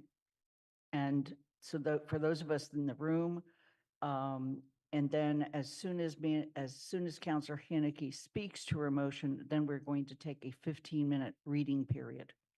Okay? Thank you. And I had brought copies to hand out to people who are in the room if they want printed copies. Thank you. Instead of just online. The goal of this, it is a motion to substitute because it is generally fully rewritten. And the goal of that is, there's a couple of goals as follows. One of its goals and main goal is to center the committee to and connect it to the repairing of harms for past actions, those caused by support of slavery and post-reconstruction attempts to continue slavery's effects and the harms suffered by those individuals who were enslaved. The GOL proposed charge did not mention slavery at all, and the purpose statement was rooted in dismantling racism, which is a forward-looking action, not repairing the harms for past conduct, which is what reparations is doing, to look backwards. The GOL proposed charge did not require proposed areas to be connected to identified harm, and the goal is to keep all funding discussions and allocations directly connected to the repairing harms that have been identified, in a hope that it might help insulate the town from any legal challenges relating to reparations, because it's connecting those funding decisions to harms that have been experienced. It expands the committee and designates appointments to better mirror the framework of the CPAC model. 7 members with some non-affiliated members and some affiliated members related to the top 2 funding priority areas identified in the AHRA report, youth programming and housing, and to the overarching mission of reparations, which would be why the Human Rights Commission is identified as a sending member. It clarifies the steps and procedures for getting to adopting priority areas. It identifies that the AHRA final report named 4 funding priorities. It requires the council to vote on the priority areas to mirror a CPA framework, which is the equivalent of the state law that sets CPA priorities at recreation, historic preservation, conservation, and affordable housing. And it requires the committee to establish feasibility, thank you, legality, and connection to harms before making recommendations on priority areas to the council. It clarifies the process and necessary steps and procedures for getting to the council allocating funds from for getting the council to allocate funds from the reparation stabilization funds with a focus on that CPAC framework. That's the funding section of the charge section. And it intends to clarify that this committee is for elements of reparations that relate to the reparations stabilization fund. The AHRA was tasked with proposing a municipal reparations plan and providing a final report. They provided a final report that included elements of a plan, but haven't provided an actual plan. And so what the council's been doing is sort of adopting these elements without actually adopting and considering a full municipal reparations plan. So these are all possible elements, but we haven't yet adopted a plan, and we should do that at some point, but because that plan has not been adopted, we need to establish the funding priorities. They would typically have been adopted as part of a municipal reparations plan. And it tries to clarify that the elements of a potential municipal reparations plan that may include actions outside of this committee, that it's not the committee's job for those elements of that potential plan. For example, the additional means of repair that was referenced in a plan to be included and proposed by the HRA for anti-Black structural and communal racism, including public events and activities that prioritize truth-telling and reconciliation. This proposed amended charge is not intended to have this committee deal with those potential elements of a reparations plan, and to be clear that it is not this committee that would be working on those. We are also going to, after our oops, thank you. I just pressed the wrong button. After the 15-minute break for the purpose of reading, we are going to also have a period of special public comment. So we're going to begin now with a period of reading, and then we'll move to special public comment, and then council discussion and motion and debate.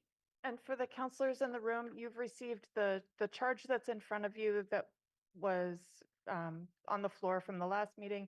And then this is the clean and markup copy from Mandy's motion.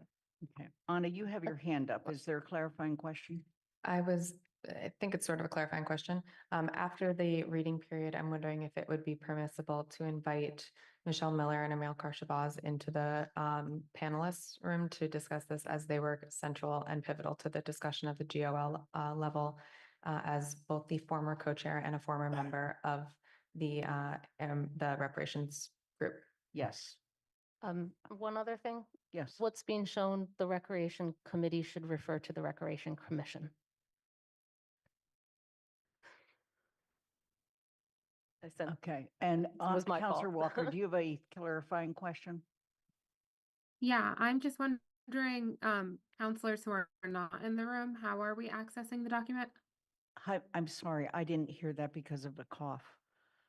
Go ahead again. Sorry, how are counselors who are not in the room accessing the document? It is on the website, both in SharePoint and on the town website for the general meeting notice. It is posted now. Can't we just Okay. send us an attached file? And yes, I thank you. That was my next request. And I will also ask the town clerk of the town council to send it to you directly, okay? To those of you that are not in the room.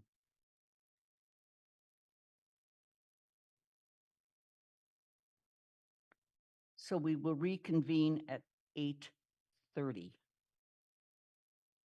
We're still in session. I'm sorry. We will begin the discussion at 8:30.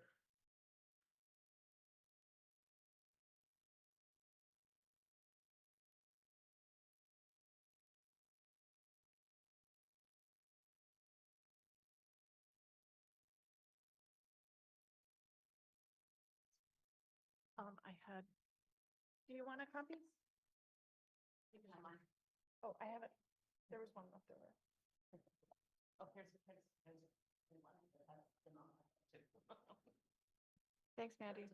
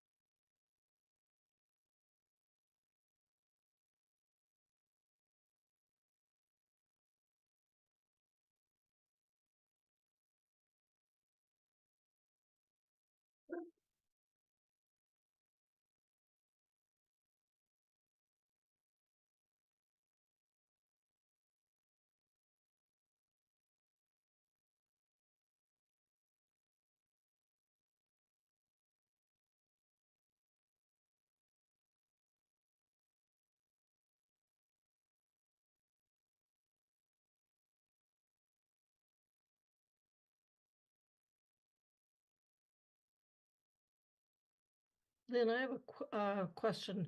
Where is Mandy's statement that she just quickly read off?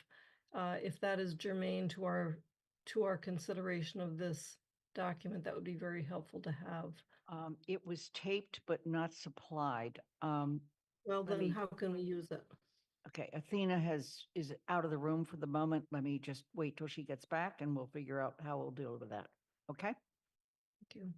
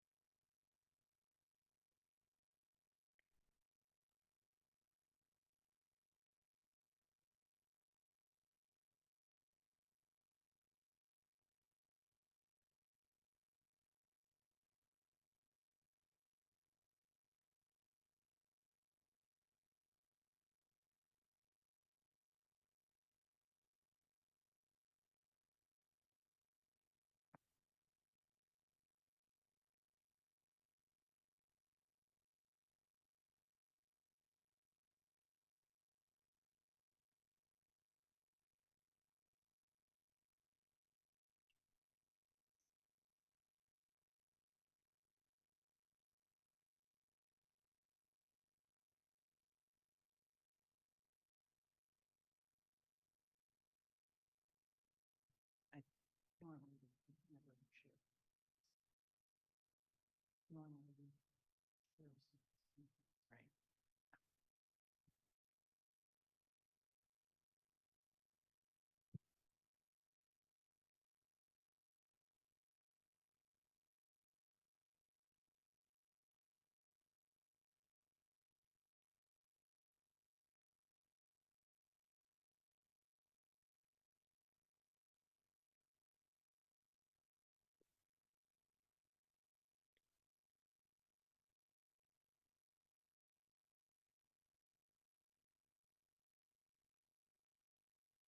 Counselor Walker? Is it possible for the track change version to be made available for us? Yes. I will make that available to you immediately. Thank you. Okay. I thought it was in the packet, but I guess not.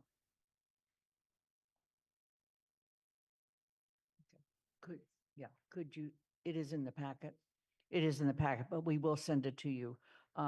Counselor Haneke is going to send it to Counselor Walker, Pam Rooney, Counselor Lord, and Bob Hagner. Thank you.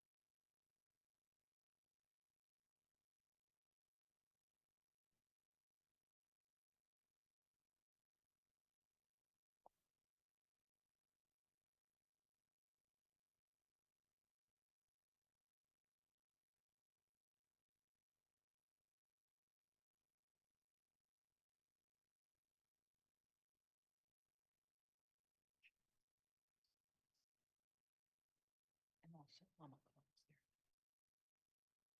I don't see her. I didn't let her in. I didn't let her in.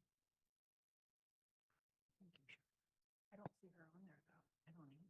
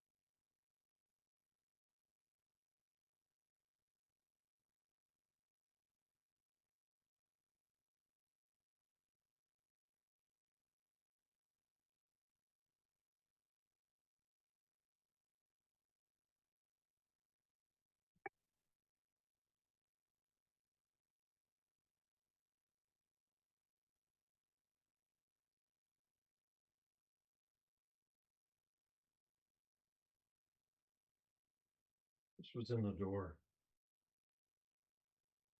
Okay. Site plan review. Okay, thank you. Pam, you're Next unmuted. report, please. Okay, as you complete, please turn your video back on.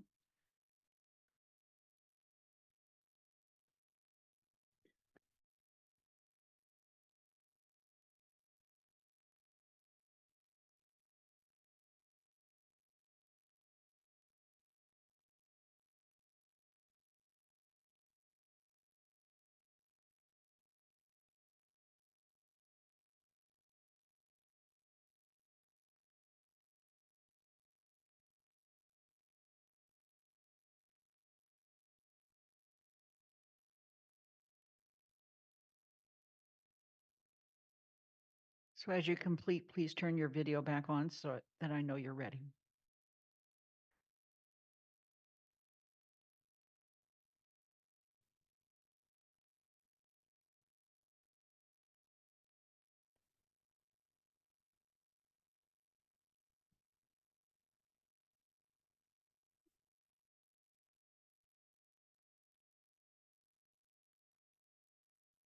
Okay. Counselor Haneke, you asked if you could have another word. Thank you. Sorry, Go ahead. I made an error in forgetting to thank those that I met with in drafting this. So I spent some time with Counselor Shane, who had some comments and had reached out to me. But I also spent some time with some former members of the former AHRA, I guess it would be. Dr. Amilcar Shabazz had some comments. We did not meet in person, but he was aware of this. Michelle Miller and Deborah Bridges, along with her daughter, Anika Lopes. So I want to thank everyone who was willing to meet with me and talk to me about my concerns and this proposal. Okay, thank you. The floor is open for comments. The discussion at this point is about the amended substitute, if you will, charge.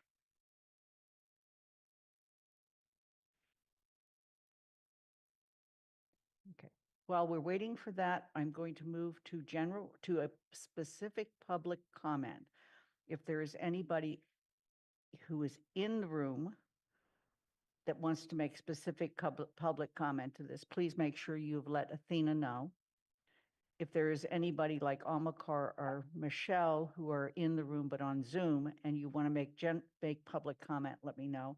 And if there's anybody on Zoom in the audience, if you would like to make public comment regarding this, please raise your hand now.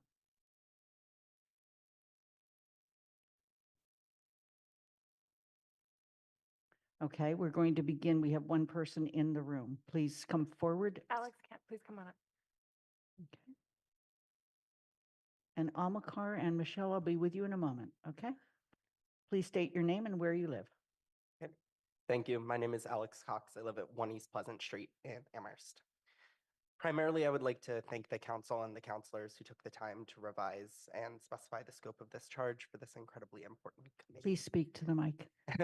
I would like to thank the council and the counselors who took the time to revise the charge to narrow the focus for this incredibly important committee.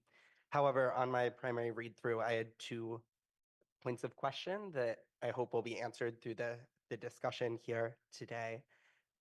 In the amended charge, it says ARC's mission is to implement reparations, but then it does seem that most of the implementation authority still lies with the council in the charge as amended. So I'm curious if implementing reparations is truly the charge, or if recommending reparations is the charge of the ARC.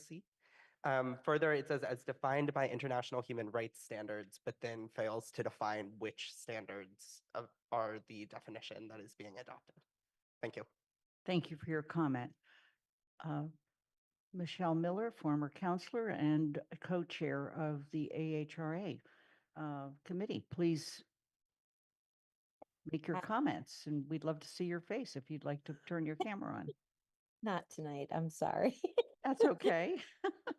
But it's good to see all of your faces. And I thought I saw Dr. Shabazz's hand up. I wanted to give him the opportunity to speak before me, but it's gone down. So I'm just going to go ahead and then I want to thank GOL for working with Dr. Shabazz and I on such what I thought was a very strong charge, and had a lot of the elements in it that I think we need to move this forward.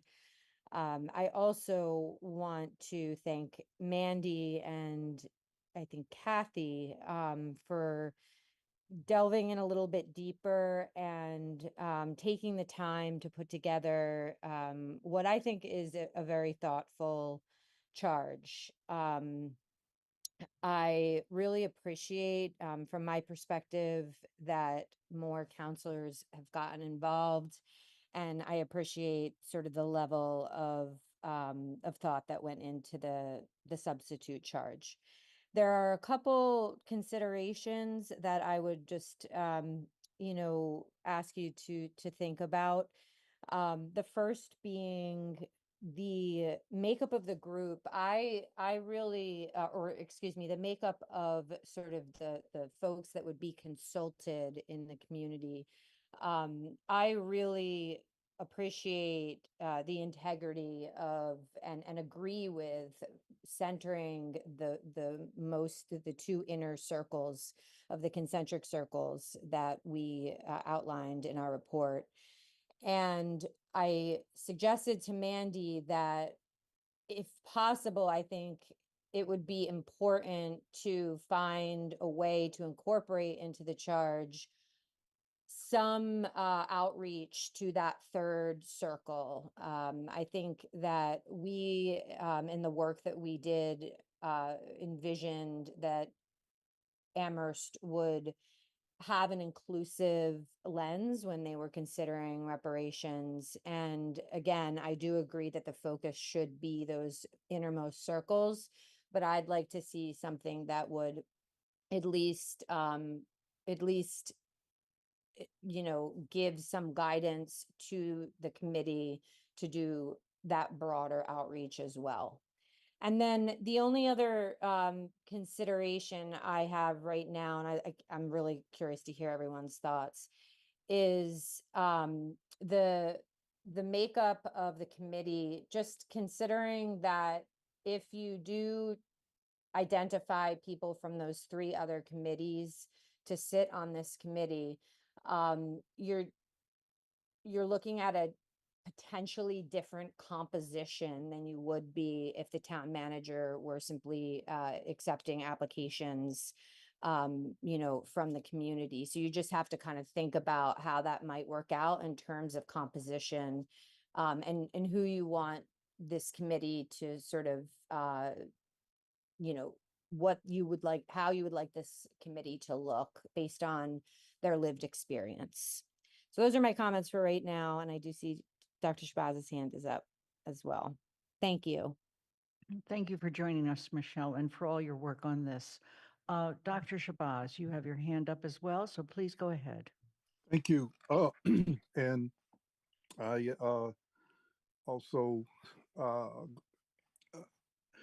agree with all of the thank yous and points that Michelle Miller has raised. I just will um, jump straight to a couple of things to think about. First of all, I want to really say that through the 2 years on the AHRA, all the way from the very beginning, I was always very mindful of the model of the Community Preservation Act committee. I particularly advocate on the statewide level with Senator Miranda, with Representative Bud Williams, and others in the Black and Latino caucus who've been a real spearhead, as well as with our own Rep. Mindy Dom and Senator Joe Comerford, to really take a look at that as as a way in which as the state itself considers how to implement reparations, that the Commonwealth of Massachusetts might look at that same program, and in fact think about how they can support municipal communities that embark upon reparatory justice initiatives to draw support from the state in the same way that Community Preservation Act initiatives both involve a mix of local funds and as well as state support. So I'm very mindful of the history of the act and the implementation of this particular way of supporting communities in the four priority areas, the four areas of the Community Preservation Act. We did not completely recommend that as an element of the plan we in the final report of in our planning process, because in some ways it does wait on the state. I think we really need to see where the state government goes before we can fully say that a CPA model is the way to go. I think we ought to be thinking about it. We ought to be mindful and prepared, but I don't think we should exactly try to fashion our local ARC, Amherst Reparations Committee, on the CPA model until, in fact, we see how the state moves in this upcoming legislative period. Um, but to be mindful of it and being prepared in some ways to align ourselves with that should it come about. Um, Part of that is that right now and one of the things is this. Um, Local communities may not find it appropriate at this point to specify 3 or 4 or 5 areas and say this is it, and if the harms, if the initiatives you want to work on don't fit into these 3, 4, or 5 areas, then we don't want to hear it. There's no framework for addressing it. In the case of Evanston, Illinois, which we studied in detail, we met with and brought to Amherst the former alderwoman that led the whole initiative in Evanston, Illinois, Robin Ruth Simmons. In the case of Evanston, as we studied, as you know, their planning process and their work started with a single initiative in the area of housing, but a single initiative. They are now have multiple other initiatives based upon community needs and community input that are going in other different directions. Some very specific, very localized, some sort of similar to our ancestral bridges initiatives that they're supporting. Some are in other areas, and I think that's to me is still a great model because it puts in the driver's seat the Black community to be able to again bring forward what they're experiencing, what they're feeling, what they believe, that again may not have been things that came up in our 2 years of consultation and work in the community. I think we did arrive at some important areas, but again, there may still yet be areas of importance. For example, in the health area, okay, we talked a lot about that. We didn't name that as a specific area, but there are serious mental health needs that are not adequately addressed that definitely respond to historic harms in the African descendant community that may come forward. Specific needs for support of initiatives in the area of health and mental health and other health needs that might come forward from the community. But if we've already straitjacketed things to 3, 4, or 5 areas that we named tonight, then that might be ruled out, and we have no room then to or we face a problem then of an issue and going to the community and saying, oh, well, you know, that's not what we said we're doing. So I really suggest not going down that path, and therefore, given that argument, not going down the path of expanding this committee to 7 with seating people from housing, from recreation, and from the Human Rights Commission. Because again, I think that a small, nimble committee that is entirely focused on the work at hand, able to bring forward proposals that meet all of the other language and criteria that's been presented here tonight, I think is the better way to go than to, right at this point, try to you know, limit the framework of initiatives. So that's essentially it. I can answer any questions or try to expand any further, but I don't want to take up too much time or space here. But I really suggest that piece. A lot of the other language here and modifications are fine. You know, that's good wordsmithing on that part. But this particular piece, I would say that you know, I would retain from the previous draft that came through GOL, staying with the 5, not putting people in from these other groups. You know, and I just add one final thing on that.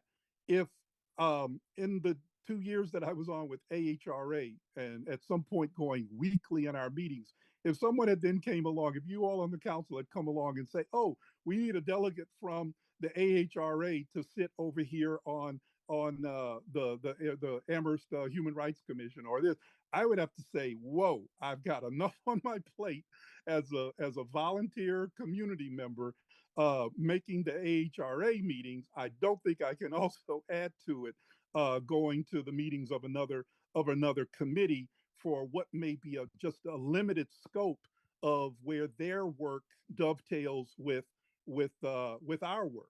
And so I also am mindful of that as a concern, to go to people who are volunteering their times to do the housing work or to do the recreation work or human rights work, and then tell them, oh, and now we need you to send someone over here who will also have an additional set of meetings to go to. I just think it's too much to ask, and so I do ask that you retain from the previous draft the 5-member and an understanding that I'm sure the ARC will, as appropriate, check in with recreation, check in with these other areas as needed around whatever is the particular proposal being worked on. Thank you.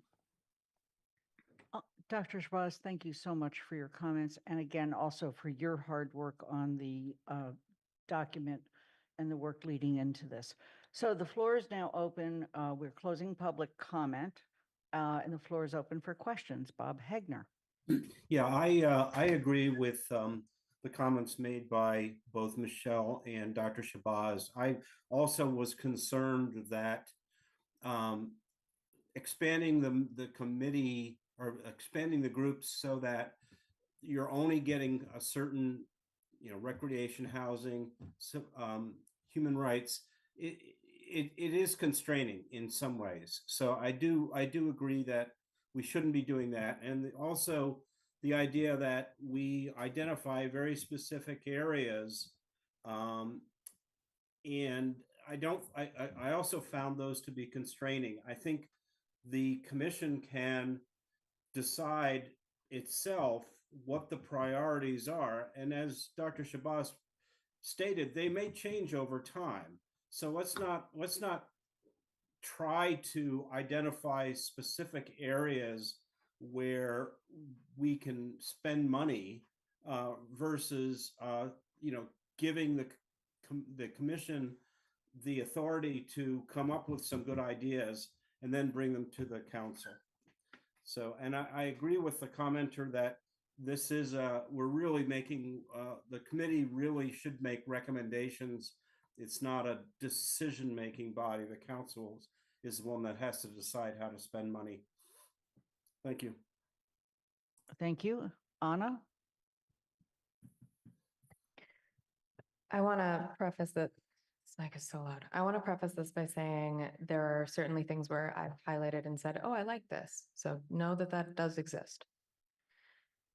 Generally, I do need to say that as the chair of GOL, I find it frustrating that feedback from these counselors was not provided to GOL if they had thoughts about what this committee should look like, and instead a full substitute motion was proposed. We had multiple rounds of committee discussion and did not receive comments from other counselors.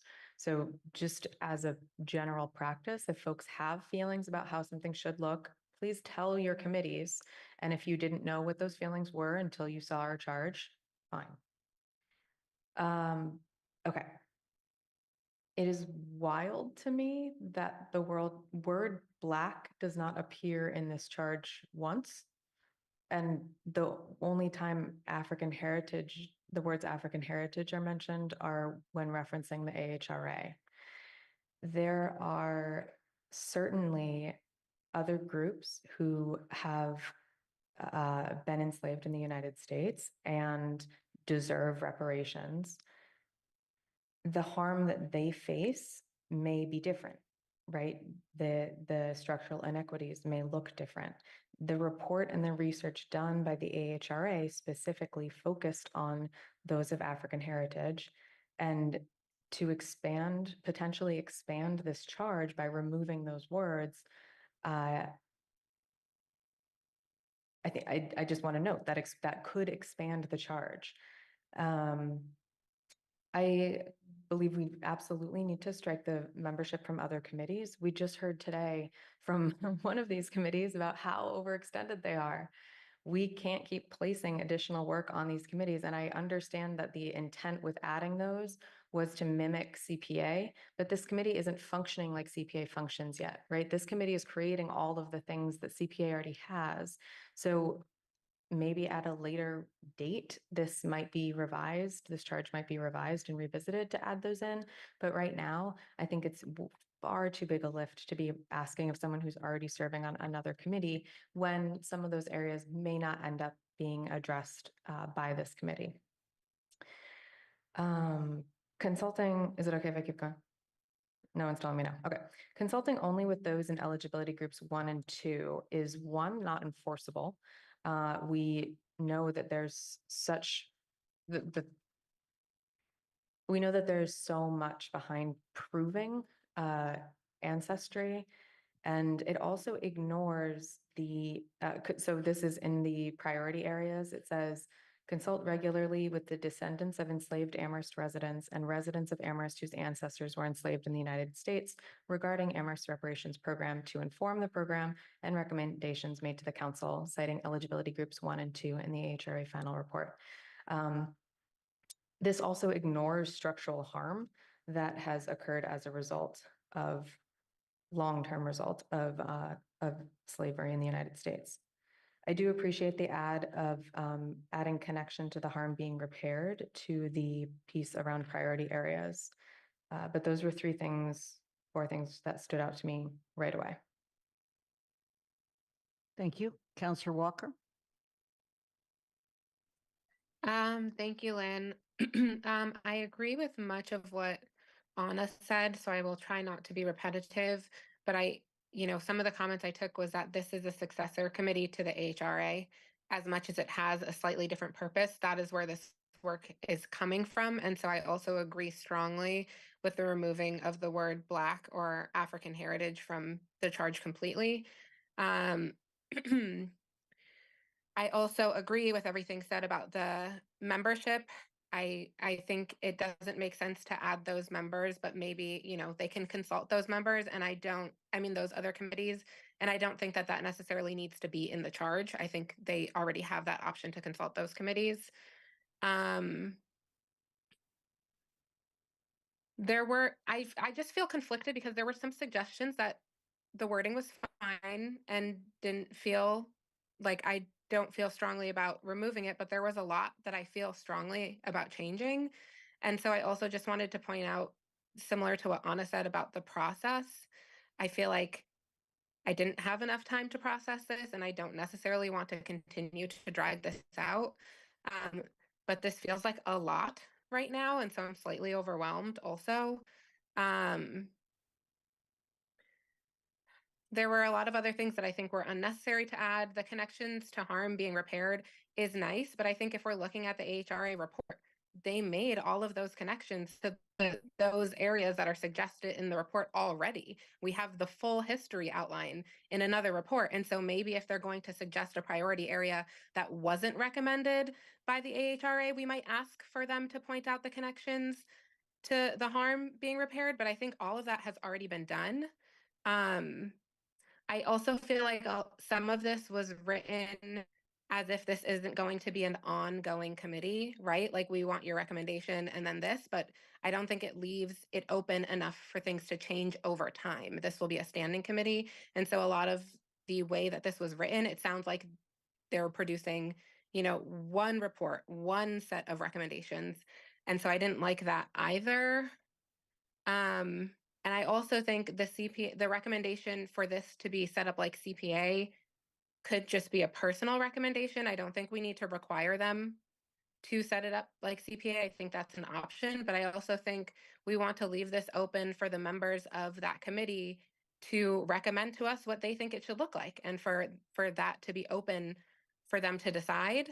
And yeah, I have a few other things, but I think basically it's getting to the point of like, I could go line by line and say, I think some of these words should be changed. I think this is not needed. And so I don't really know how we go about that in a meeting with, I'm sure all of the other counselors have a similar thing going on right now. So I'm feeling pretty conflicted. Thank you for raising that, Counselor Walker. Let's get through the comments and then see how we proceed, okay? Kathy?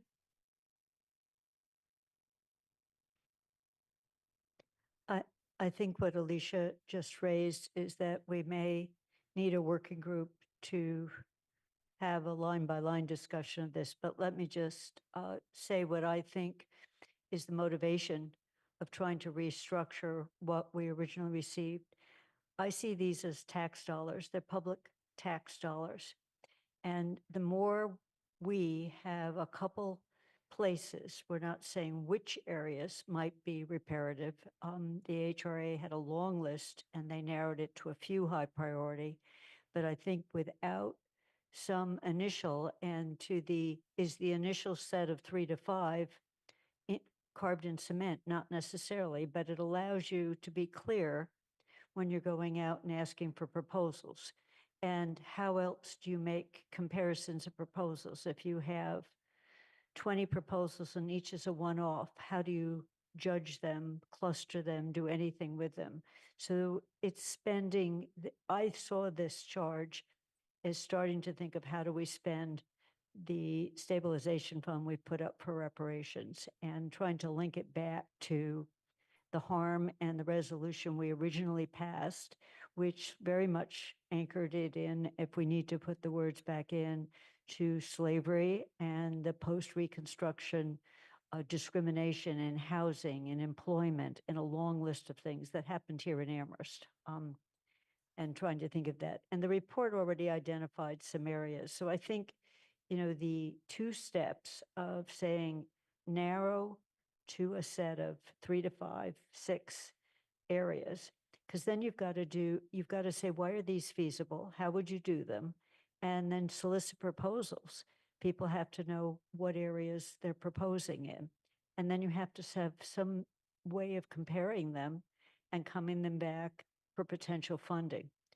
So those three elements I didn't find in the original charge of trying to first come. And I do think we never had, I kept hoping the council would have an hour-long discussion about the report we received and take a vote on some specific areas that we thought would work, that were feasible.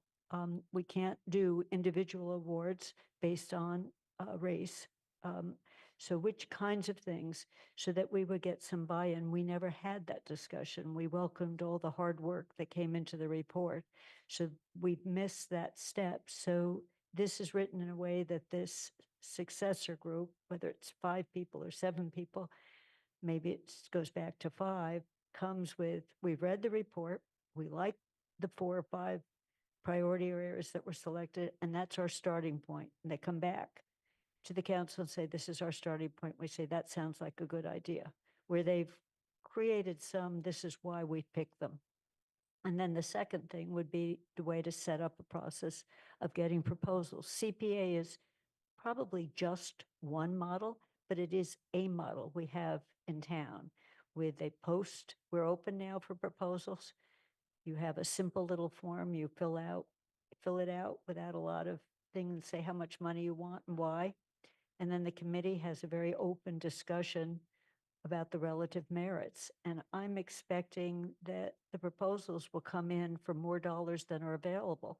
So there's got to be some way of saying relative merits and coming back. So those are the two main steps that were outlined in this memo in this chart that I didn't find in the original one. Narrowing it to a few areas, whatever they are, and come back with a justification of why those on the same wording that was in the original draft charge of feasibility and why this should be a priority with some description. You know, having sat as a liaison to CPA, it's been very helpful for the members to have a definition of which of the areas they can fund, just a working definition, because they can bounce it off like this fits, this doesn't fit. And it helps them get to a narrow group of saying it doesn't fit. And I do want to step back that was set up by legislators. And then it was voted by the town of Amherst, the CPA dollars. So there was a legislative process that said, these are areas we think of preservation. They could, I think the state should expand it to climate and some other pieces, but it's not in the state legislation, so we can't spend Please. dollars in those areas. Let's stick to the So issue. so that's the reason for narrowing it and coming back and saying, this is the areas that we're going to solicit proposals in, and then a process for how do you decide and come back with the proposals. So I think some of whether it's 5 people or the expansion was mirroring CPAC, which is bringing in someone who knows someone about housing from the Housing Coalition. So if housing isn't one of the priorities, maybe that doesn't make sense. So I just want to say the two pieces of trying to identify areas and why, drawing on the report we received, and then talk about a process on how the decisions would be made before it comes back to us for funding. Thanks. Thank you. Pat? I'm going to ask Counselor Ette to go first, and then I'll follow him. Okay. Counselor Ette?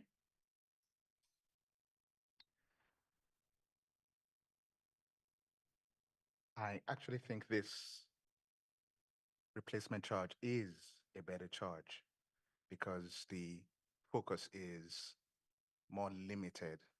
And what is more limited means there's a greater probability that you could find if it works or it doesn't work. One of the things about the previous charge that I had was that I imagined what would the town look like in 5 years if we actually voted yes on that charge and no image came to mind. But I think with this particular charge, with a more limited scope, there's room to see what failure or success would look like. Is it perfect as it is? Absolutely not. I think, therefore, some of the concerns that have been raised are concerns that if this replacement were sent back to GOL with comments from councillors, we could work, both in terms of the scope and in terms of the language that is used. So my question would be, is there a way for this to be sent to GOL, and what would that look like? Okay. Pat? Thank you. I also like this expanded charge, but I have some questions. And my first question is, why didn't you reach out to GOL? I think Anna's comment is important, particularly after the frustration some of you felt because it wasn't being, the charge about the safety zones wasn't done in a certain way. I find that frustrating that you didn't come to the committee. but I do find much in this that I like. To me, and I am a white person, so I have limits to what I can notice. But it is interesting to me that I don't have a problem with the word black coming back into the title, but we're talking about harms caused by the support of slavery and post-Reconstruction discrimination by the town. I have a question. Post-Reconstruction, how far does that go forward? Does it go into the 50s? Does it where housing mortgages were denied to people in Amherst, Black people in Amherst? What do we mean by that? And I think that's an important thing. I also feel that I agree with Kathy and there does need to be a beginning process. And I think modeling it on the CPA model feels okay. I would like to see healthcare be one of the priorities, and not youth programming per se, but education, because that would encompass youth programming. And I see those issues as issues that still today affect people in our community. I'm thinking about a close friend whose grandmother died because she didn't receive the medical care she needed because the doctor was ignoring her headaches, and she died of an aneurysm. This was a woman of color. So that there is consistent, even now, discrimination in healthcare. And that feels to me like it needs to be a priority. Dr. Shabazz, I have great respect for you and for Michelle and the work that has happened. But I also want to say you've set some limits. You've set some initiatives. And I don't have a problem with starting with certain areas. When you talk about what happened in Evanston, it's clear they started just with housing. And then they changed it and they expanded it as they discovered from the community what they needed. So I don't have trouble setting priorities as long as there is a sense of flexibility about that. It feels incredibly important to me that we're consulting regularly with descendants of enslaved Amherst residents and all members of the Black community in Amherst, because they face regular discrimination based on the color of their skin. We know that. We know that. And it happens every day in Amherst. It happens, no, I'm not going to say some of the stories that I know. So I don't have a problem with beginning a process and also setting areas. I don't get the sense that this is going to die at the end because it says shall report annually. To me, that means it's ongoing. I feel strongly that it would be good to expand this committee to have members representing committees that focus on the initial priority areas. I'd love to see people from housing. I'd like to see somebody from the health department. I think if this is a real priority of the town, people will come forward to meet and work on this committee. And I think it is a priority. I think it's a really important priority. I think that's all of what I have to say right now. Counselor Ryan? My sense in reading at least some of this is that it may have been motivated by by a desire to protect this from possible legal challenge. So some of the language changes may be connected to that, and that might be something that would need further discussion. I appreciate very much the addition of the notion of harm in the purpose section, and I think that's important, and I'd like it to stay. I do have a question about the word implement. I think, but this gets into wordsmithing, but I do appreciate that aspect of the proposal. There obviously are a number of very specific proposals made in the sections providing guidance, if you want to call it that, or direction, trying to narrow the scope all I think meant for good purpose, but are complicated. And I think perhaps the question before us this evening is if the majority of us feel that at least some of that direction providing and narrowing of scope is helpful, then this definitely needs to go back to GOL and needs to be looked at in greater detail. If you don't feel that way, then perhaps we should go back to the original charge. But I would feel that we're certainly not going to wordsmith this tonight. So if we're going to move forward, it would be a decision of whether you feel that this is something that GOL should look at much more closely. Obviously, we'd be getting comments from everyone as well. And I want to echo something that Kathy said that I think others may have alluded to it, that we've never really had the conversation that we should have had on the AHRA report. And I, for one, would, not that we need to add to our agenda, but I think that would be a conversation that would be well worth having. I'm going to skip over Kathy and go to Councillor Lord, who's not spoken yet. Thank you. I want to amplify or lift up and second what Anna and Councillor Walker said. A lot of their points I'm in direct alignment with. I also do think it should stay or go back to the 5-member committee and not adding other people. The 2 years we were on the AHRA, we reached out to experts when we needed it, whether it was the Donahue Institute, whether it was housing. And I'm very confident that the committee members can do that without having somebody be at every meeting. And then, yeah, I would like to see Black get in there as well, because then you could have a committee of nobody who's connected or descended to any of that harm. So we had it in our charge. I don't know what it would look like, but in terms of some of the residents. And what was that? One more thing. I don't know enough about this, but I thought we passed a home rule, which would then, we wouldn't get in trouble for legally having specific funds based on race. When I was on the committee, I think we came to you, and I don't really know how that works legally, but I thought that we had done that so that we wouldn't be in legal trouble. And there's more to say, but I think right now that's where I'm at. Thank you. I'm going to ask Dr. Shabazz to speak again before I have a comment. Amakar, go ahead.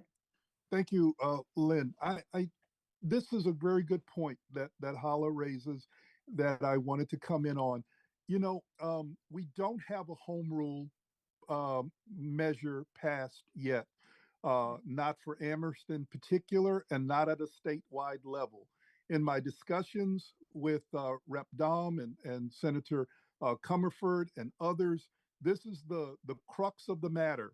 You know, besides the fact that we've kind of got other things in the queue for home rule from Amherst, such as, you know, ranked choice voting and I think something else, even besides that issue, what the representatives, the senators have raised is why just Amherst? If we're looking at it on a statewide level, why don't we declare reparations as a public purpose for any community in Massachusetts, rather than just starting with Amherst? You know, I came back with the argument, well, Amherst starts with an A, so let's start with Amherst, and then we'll make the case for statewide. Well, it's kind of gotten tied up there.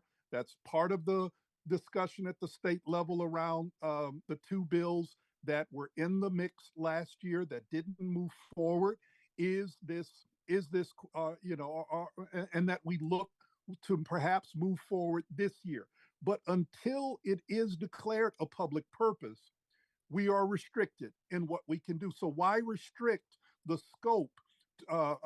In answer to Councillor Freche, that's why it's not a good idea to restrict to 2, 3, whatever, you know, areas right now, because we're very limited in what we can do right now until reparations is declared a public purpose in the way that community preservation has been declared a public purpose. So, for example, the Goodwin Memorial Church can get money through a CPAC grant to do electrical work and fix up that historic Black treasure in our community from tax dollars, because community preservation, historic preservation, and community preservation is a public purpose.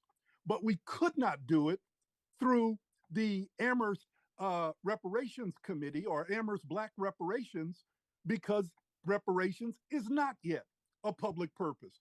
Same entity in the community, but we can't do it. Or rather, we'll face legal challenge from somebody saying, "Oh, that's racist," and you shouldn't do it. You shouldn't help. They could go to court, take us to court if we did it as a reparatory justice measure. But if we do it as a community preservation measure, we're perfectly fine, because it's been immunized at the state level that that's a public purpose.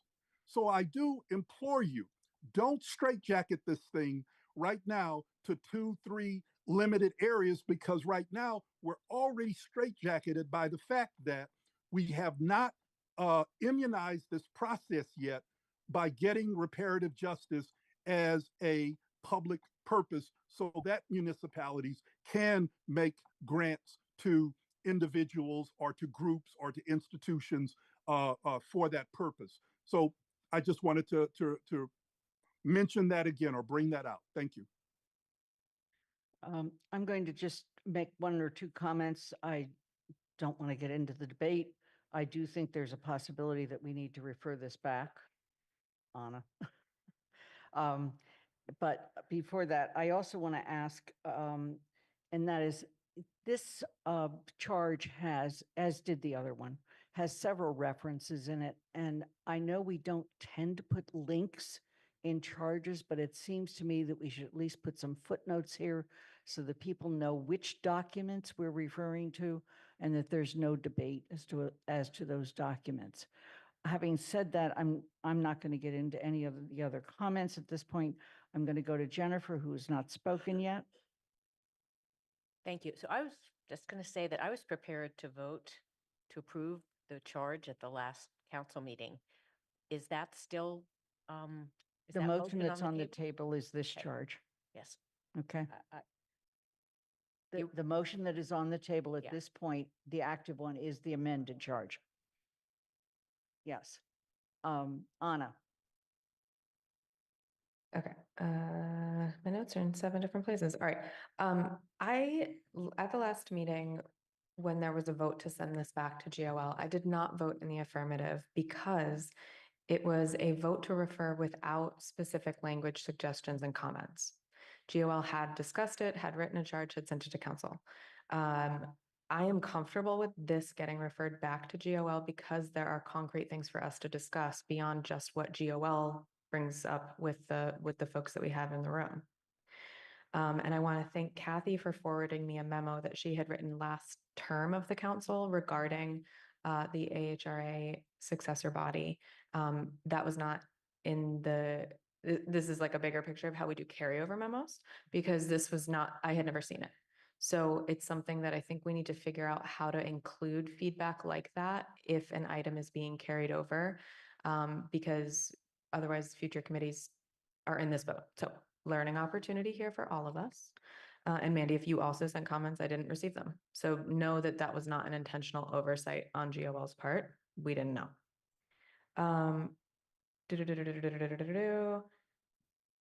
George brought up questions regarding legal, and that is something that GOL could seek on a committee charge. I don't know if that's necessarily required in this particular instance as much as it would be if we started to pursue the public purpose route, which would be a separate issue altogether. And then I really do, this is something that if this, and I'm prepared to move to send this to GOL, but I would once again strongly recommend that for this iteration of the charge, we remove the representatives from other committees. Once there's a process and this functions more like CPA, it makes sense to bring them in. But until then, I do think it's an overburdening of their time. And it may not always be relevant to them. I would like to make sure everyone has a chance to speak, but folks just know who are lined up to speak that I'm prepared to make a motion to send this to GOL whenever you'd indicate that to me. Thank you. And I'll come back to you to make that motion. We now have people who've all spoken, so I'll go on to Counselor Ette. I think Councillor Walker had her hand before me. I'm going in the order that the hands appear to me, so. Okay. So in that case, I would, first of all, I think correct Councillor Devin Gautier. I don't think we had a vote to refer this to GOL. At the last meeting, there was a vote to refer it back to GOL. There, I made the motion and made it the was, and it was defeated. It was defeated. Yeah. Okay. Yeah, I'm old. But Hey, you got to stand up and be prepared to be shot down. but I don't think what is being discussed is a straitjacket. I think there is a spectrum in which you could have a straitjacket and you could simply be so completely free that anything goes. And if we look at the previous charge, it speaks of just it's so broad that there's no way to measure what success would be. And I think what we could go do is aim for one and then expand as the case may be to others as they come. I don't think there's anything in the replacement charge that limits that scope in that way. So I'm in favor of sending this back to GOL, in favor of getting the comments from councillors and the public who will be able to, I think, enrich what we have as a starting document for something that'll be better. Okay. Counselor Walker. Thank you. I have a couple of process questions. Just because I've never seen this happen in my time engaging with the council, is it possible to change a committee charge once a committee is already established? Yes. And is that as simple as proposing a motion about it and then we just vote on it and then it's changed, or is it a different process? It can happen in a couple different ways. Somebody could bring it forward from the council. The committee itself could bring it forward. There have been times when we have asked, in fact, we try to regularly ask the council committees to look at their charges and come forward with proposed changes. So it's an option. Okay, and if the thing that we were looking to change was something like the member composition, would that pose different difficulties or No. challenges? That would be part of changing the charge. That could be Okay. done. Okay. And then I'm also wondering, just because I've also only been able to engage with GOL when they're discussing a resolution that I'm sponsoring, because I don't really have a lot of time to be going to all committee meetings. But if I wanted to engage with this process, am I able to attend a GOL meeting and participate in a way other than just public comment? Yes. Um, There's a way to do it. We can always post it as a general meeting, or we can always make sure there's not over a quorum of the council. There's ways to do it. May I interject as the chair of GOL for a moment? Yes. Alicia, I also would welcome any written comments, and I'm happy to sit down with you individually to capture those. Thank you. Thank you, Anna. Yeah, I will send in my written comments. The only thing, and this is not for just only this motion, but I think lots of things we do, is it's hard because I then can't comment on other comments that were sent to you. And so then how to really come to a consensus if the people sending written comments aren't able to communicate? So I think that was my only, I thought I had something else, but I forget. So that's. We have to figure out the best way to do that without breaking open meeting law at any time. Okay? One of the ways is to provide some written comments. Counselor Haneke.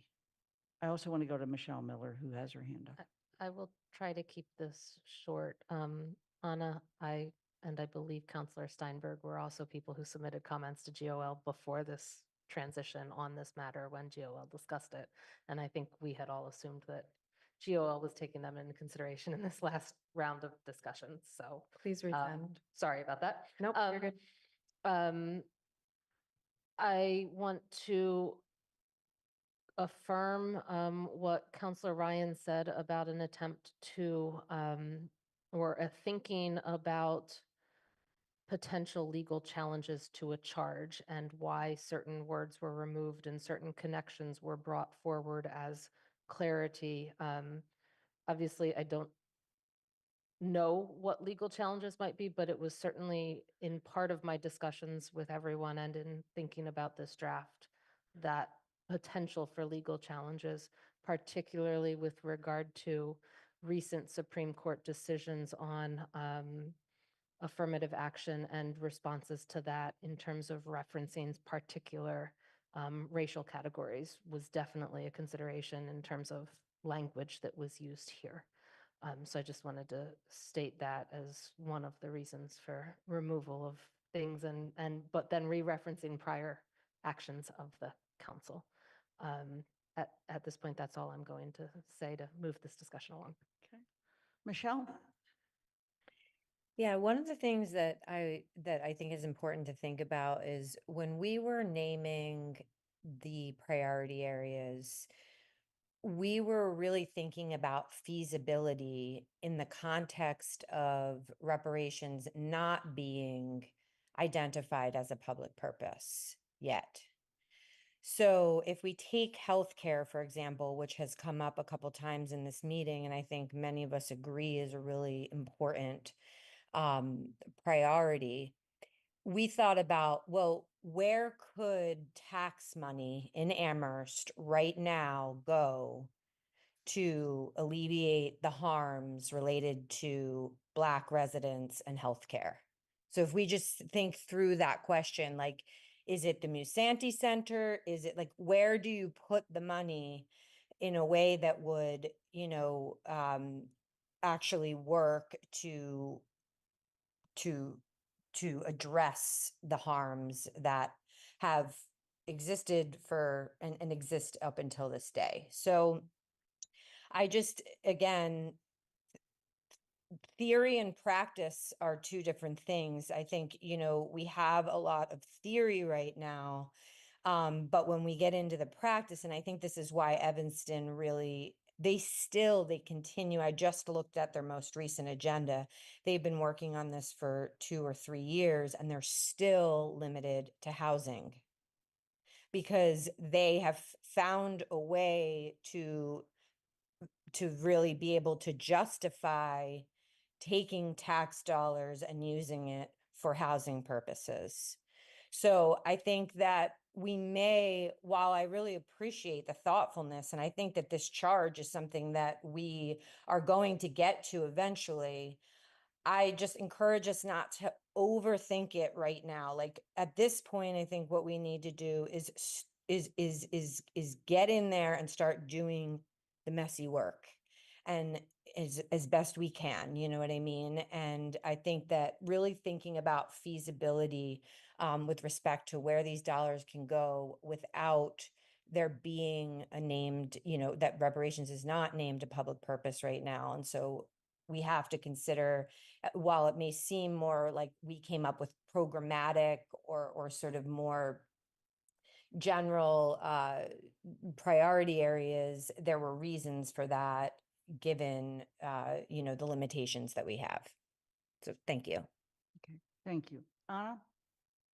Yes, I'd like to refer the proposed amendments to the charge for the Amherst Black Reparations Committee to GOL. Is there a second? I'll make a second. Rebecca has made the second. Okay.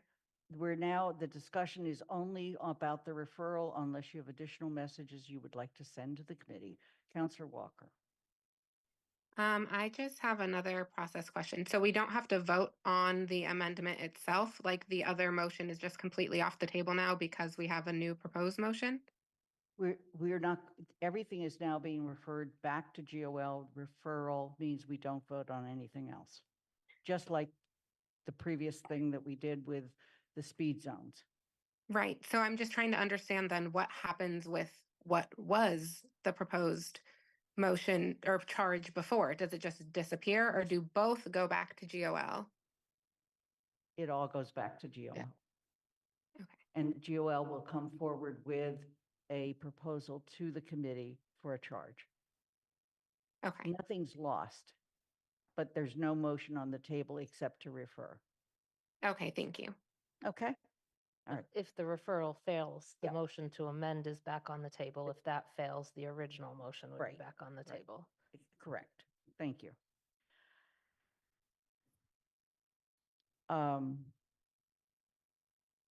Are there any other further comments or questions? Okay, this is a motion to refer. We start with Lynn Griesmer. It's an aye. Counselor Haneke, Aye. Bob Hegner, Aye. Counselor Lord, Aye. Pam Rooney, Yes. Counselor Ryan, Aye. Kathy Shane, Yes. Andy Steinberg, Aye. Jennifer Taub, Yes. Counselor Walker, Yes. Pat DeAngelis, Aye. Anna Delvin Gothier, Aye. Counselor Ette. Aye. Thank you. It's unanimous. And I want to thank all of you for, first of all, coming forward with a substitute motion, which has led to an enlivened discussion.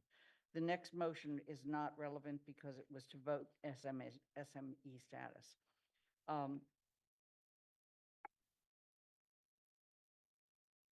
We're going to now move to discussion of the 2025 town manager goals, and this is Anna. Okay, so I'm gonna talk through the report that I sent in because I sent it in so late, and I apologize for that. I'm getting better. I included the members in this report, so we're getting there. So one of the things that GOL was working on is the process and establishment of the 2025 town manager goals, and we talked about you introducing the purpose of these goals. George, would you like to do that, or would you like me to do it? All right. Say something. I've got it right now. George wrote something down that he's going to read, and then I'm going to read what I wrote down. So take it away, George. So we thought it might be helpful, just very briefly, to think about why we do this. I think actually this is something, setting of the goals, performance goals for the town manager is one of the most important things we do as a body, is my personal opinion. I don't think it's easy, but I think it's important.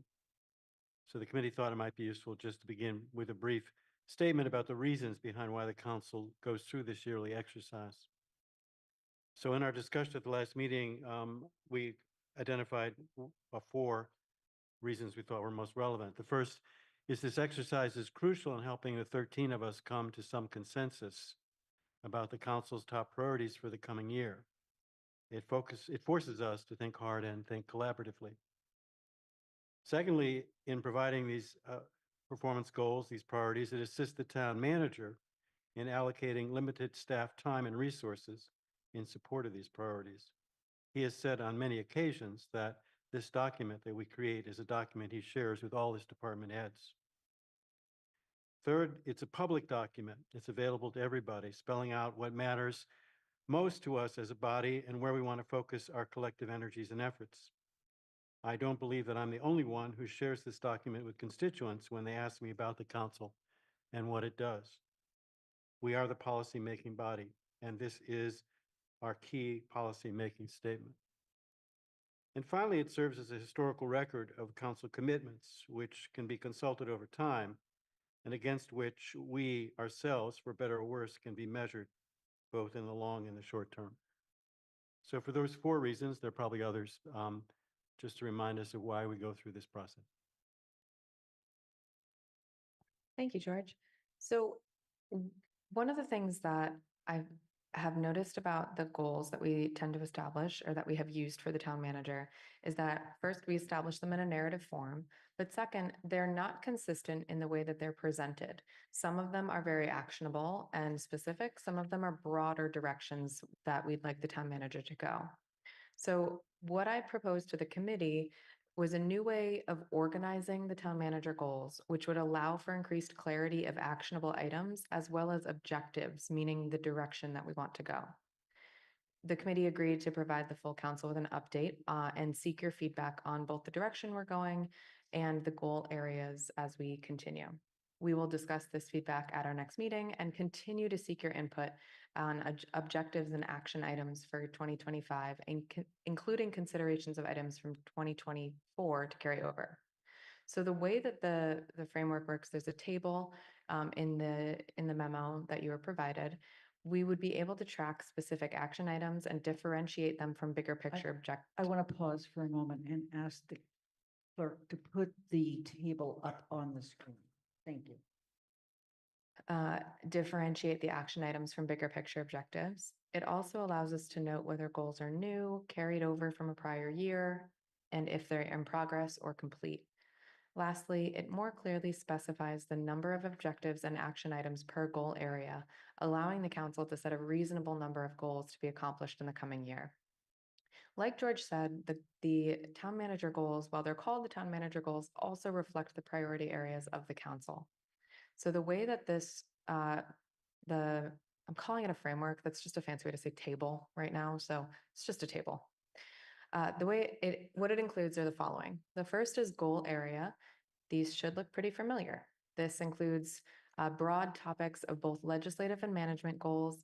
These have stayed relatively similar year over year and are the umbrellas under which the objectives and action items fall. These communicate the areas of priority for the town.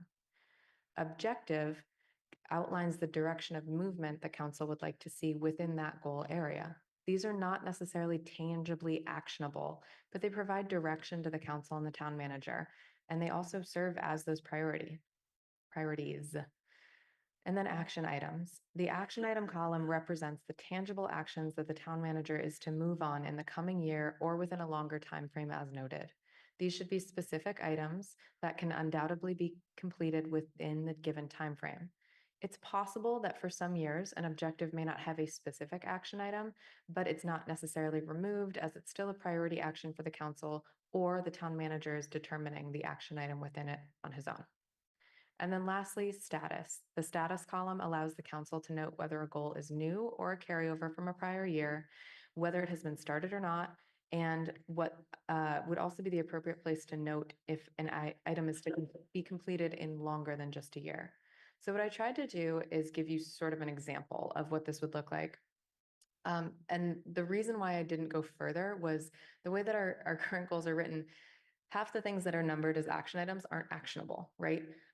Or aren't actionable in a specific way. They could be interpreted in 4 different directions. So I tried to pull just in one area, I just pulled a couple things over to show you the difference, specifically the difference between an objective and an action item. So under climate resilience, the example that I gave, the objective, the big picture would be to continue to make progress on the council's climate action goals and to prepare the town to be resilient in the face of climate change. That's something that is a broad area. We had that listed as our objective before. And then the example of that could be complete the joint powers entity formation and implementation of the CCA, right? So, and we would note that this was a carryover and Paul eventually would tell us it was complete. One of the other areas I pulled over into the objective column was support the development of climate action focused bylaws. That's not a tangible when we then go on to specify which bylaws we want them to work on. So if that's the objective, if that's one of the directions we want to go, meaning we want to write more climate action focused bylaws, the action item specifically would be prioritize staff time to developing a waste hauler bylaw and prioritize staff time to developing a solar bylaw. These are all things the council needs to vote on. Every single thing on this, the council should be signing off on. At least a majority of us need to agree. So these 2 examples are not, these are in the 2024 goals. These were voted on. I didn't make these up. But I wanted to differentiate between an objective and an action item so that when we're going through and evaluating Paul's work, we're able to say he made progress towards his objective through doing X, Y, Z that we asked him to do, not our interpretations of what that objective means. It's not fair that if we all have different interpretations of an objective and what it looks like to complete it. And then the last thing was that Paul was at our GOL meeting and we discussed this with him. And one of the things we talked about, I started counting I got to like 36 and then I was called on the number of action of numbers, the number of things we have here for Paul to do. That's a lot. And while Paul is extremely capable and his staff are extremely capable, we talked about trying to limit our number of objectives. And so we're going to think through, GOL will think through the process by which to do this, but what we'd like to get to is no more than 3 objectives. And again, an objective is a big picture vision, like what direction do we want to go in the coming year? No more than 3 per goal area. That's still a lot, to be very clear, and we still will want to limit the number of action items.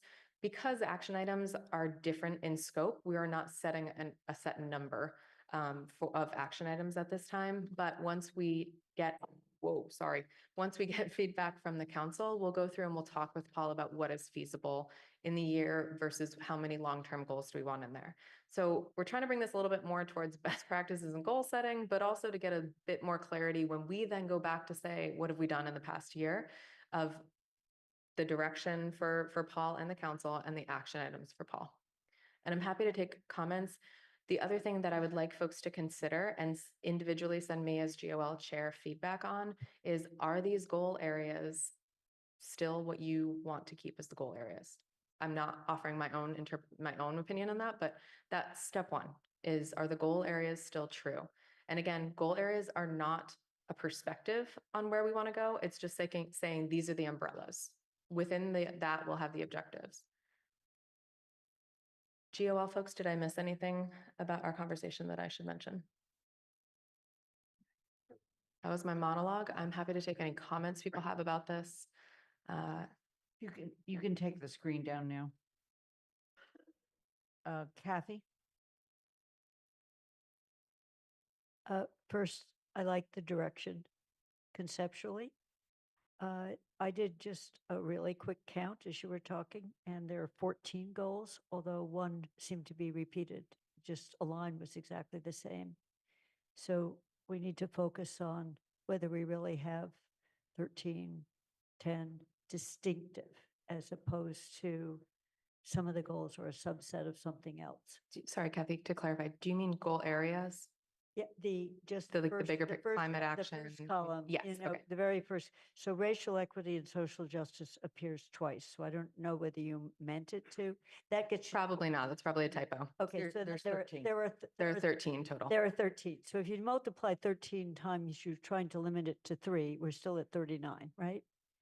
So when you're thinking about what's in them, some of them subparts of our goals seem to me to repeat in another goal.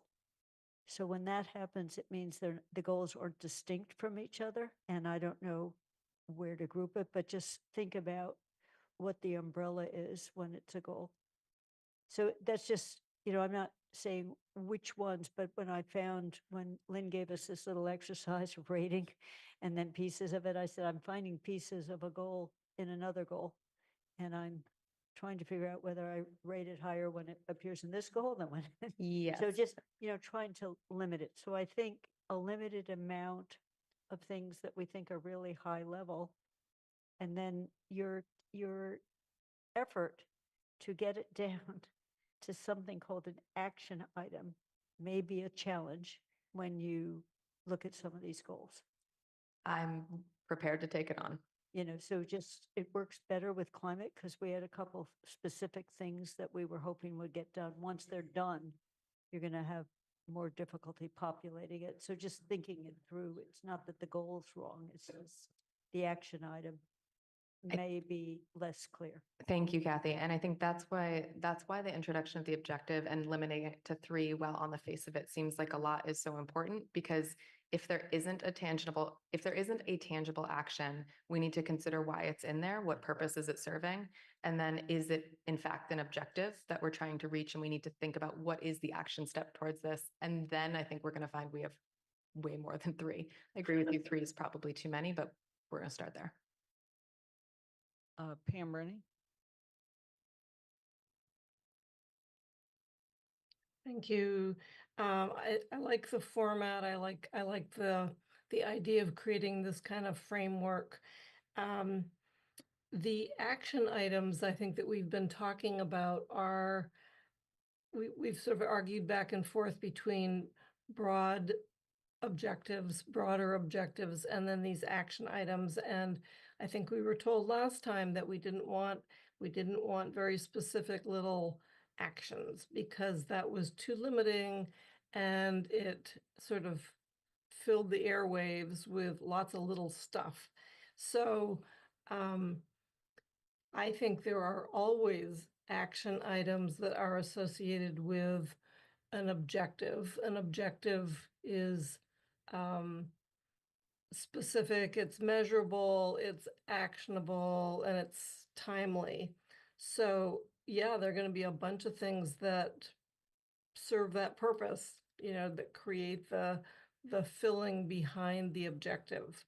But again, I'd be interested in sort of helping sort and plug things in, but I like the direction it's going. Thank you. Counselor Walker. So I wanted to thank both Anna and George for bringing this forward because I think in my time on the council, this is one of the important things that we all take part in, but it's hard to actually get meaning or value out of it because of the way that I think we all interpret it differently. And so I think that this helps at least us to align our interpretation.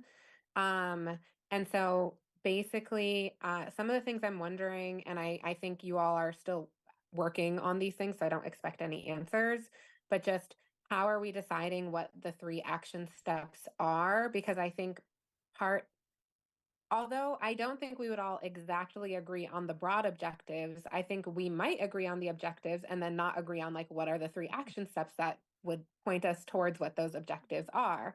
And so how are we deciding what those are?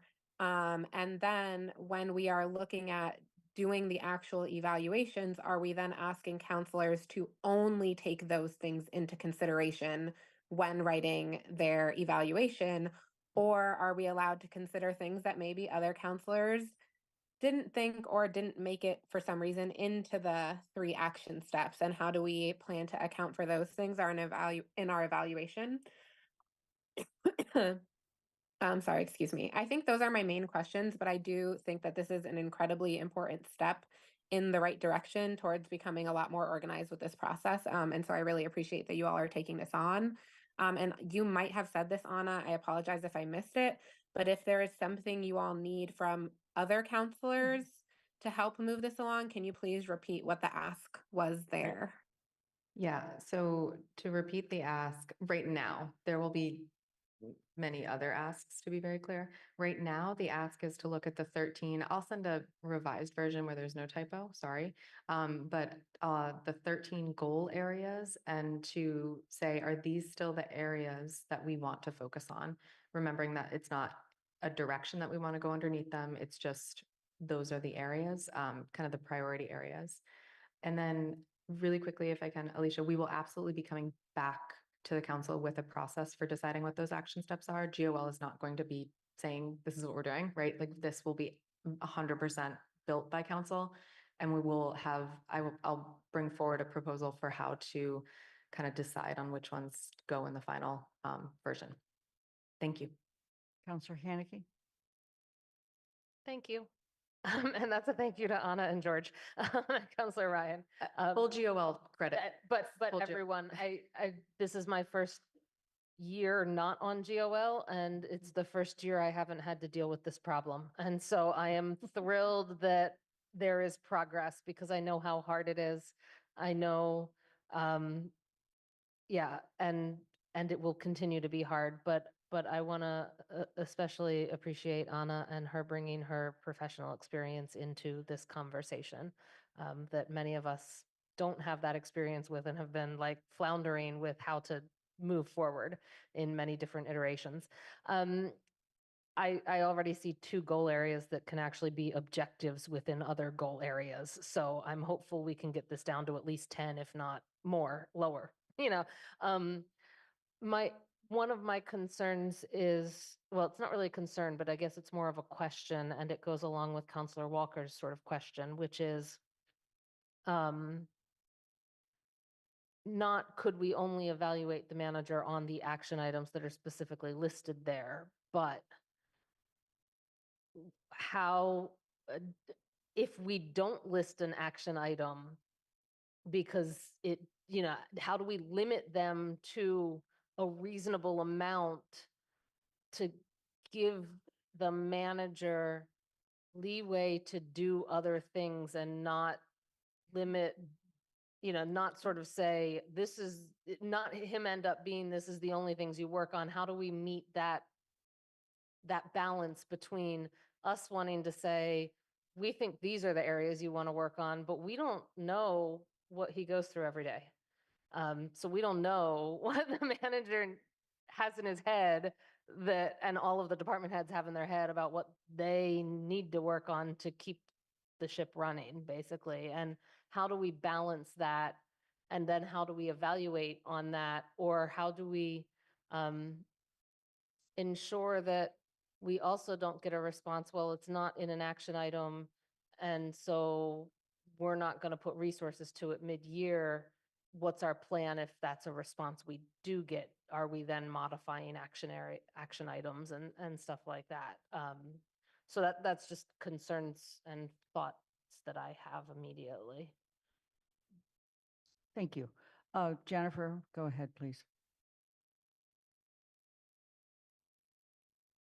Yes, sorry.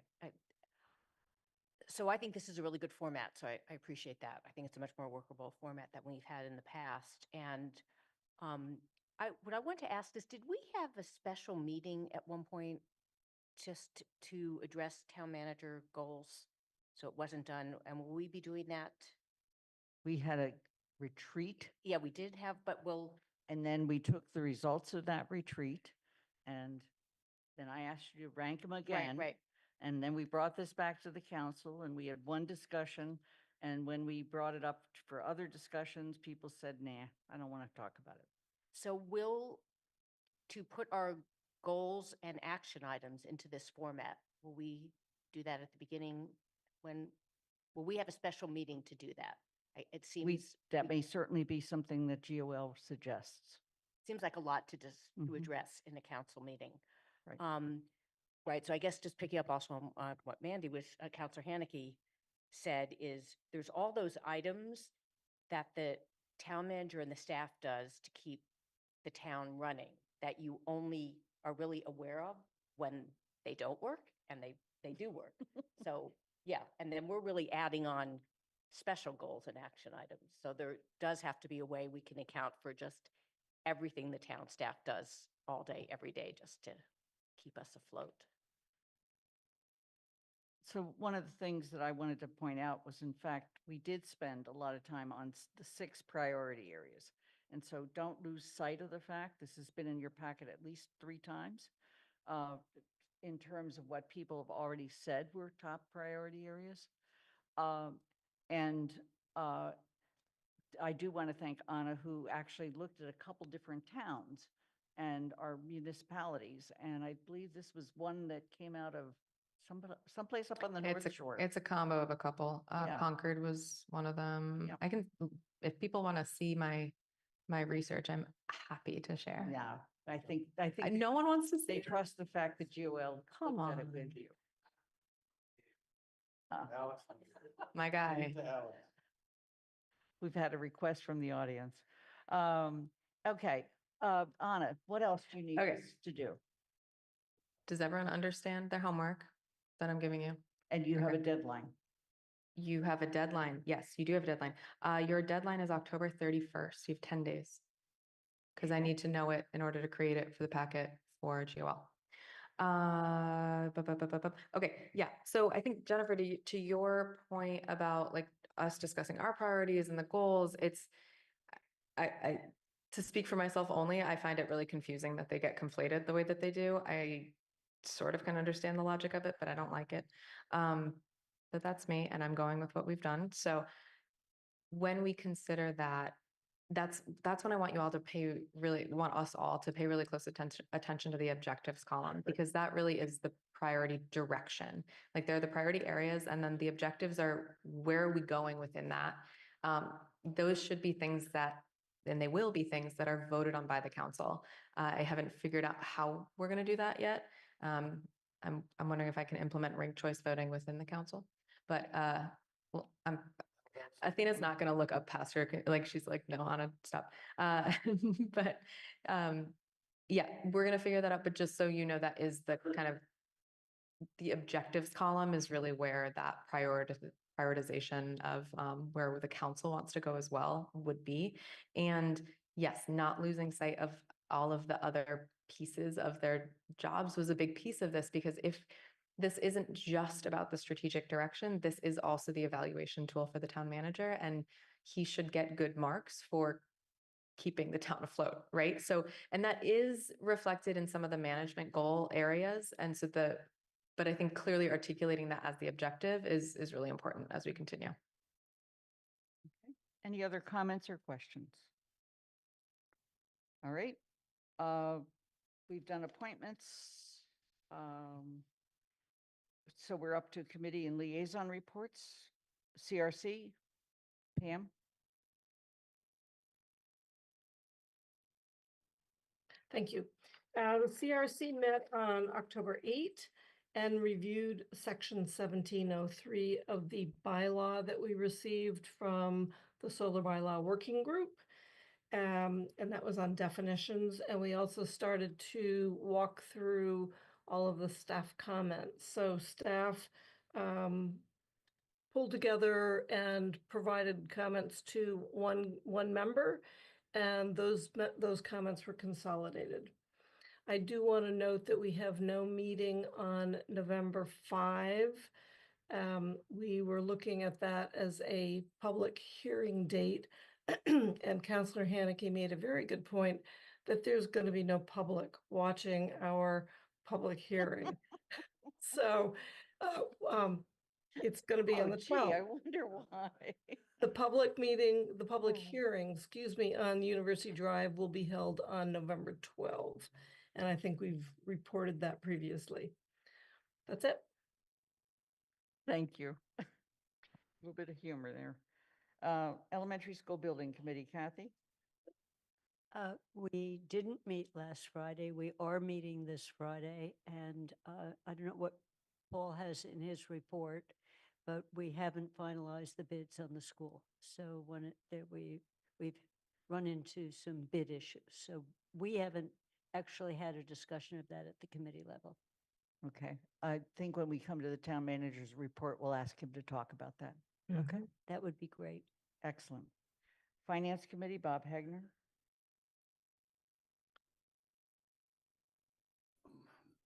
Yes, Lynn and I met with the town manager and the finance director on October 9th to lay out the work plan for the finance committee, assuming that we get a whole bunch of new information from the town manager on November 4th. So anyway, the point is that we have a work plan scheduled out for the first 3 weeks of November, and it's going to be pretty intense.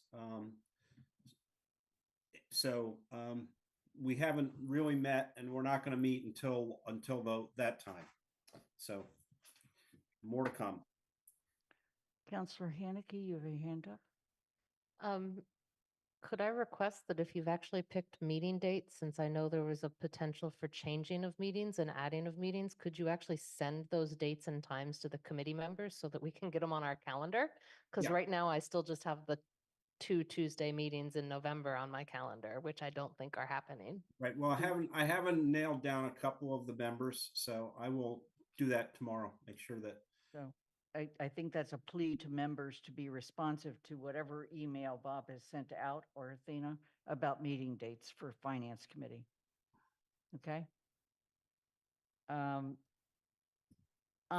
GOL. So talked a lot already, but the only other thing we have not talked about is that GOL is working on one of the other carryover items that we have, which was the legislative process guide. And I included an update on that in the written report. But we are currently working on making a document pulled from that guide that will serve as a reference document. It will not be something that is part of the rule as it currently stands. It will not be something that's written into the rules of the it's proposed as a rule change for the council, more as something people can use if they would like to. Thank you. Jones Library Committee, Pam?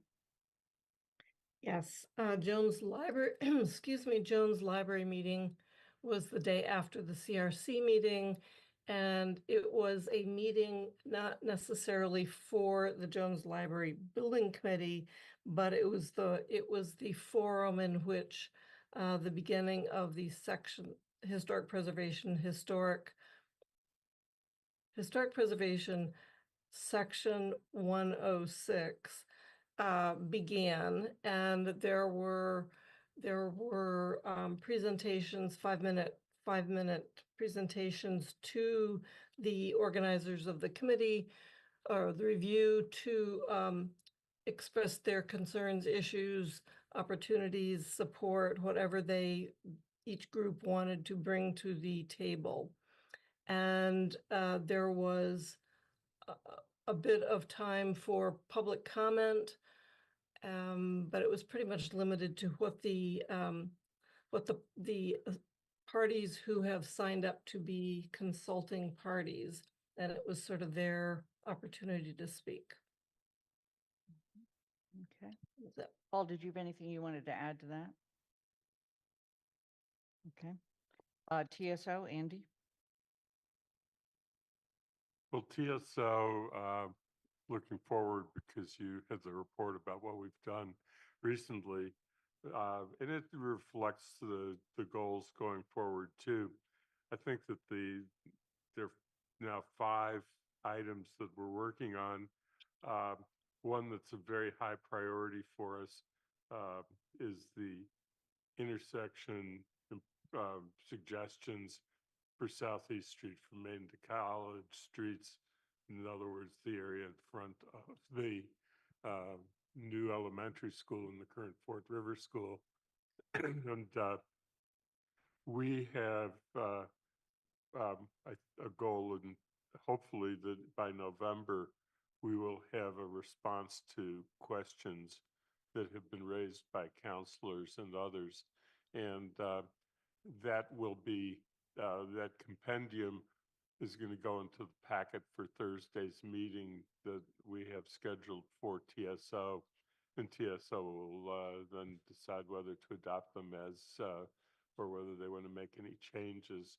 And the packet will probably be available tomorrow.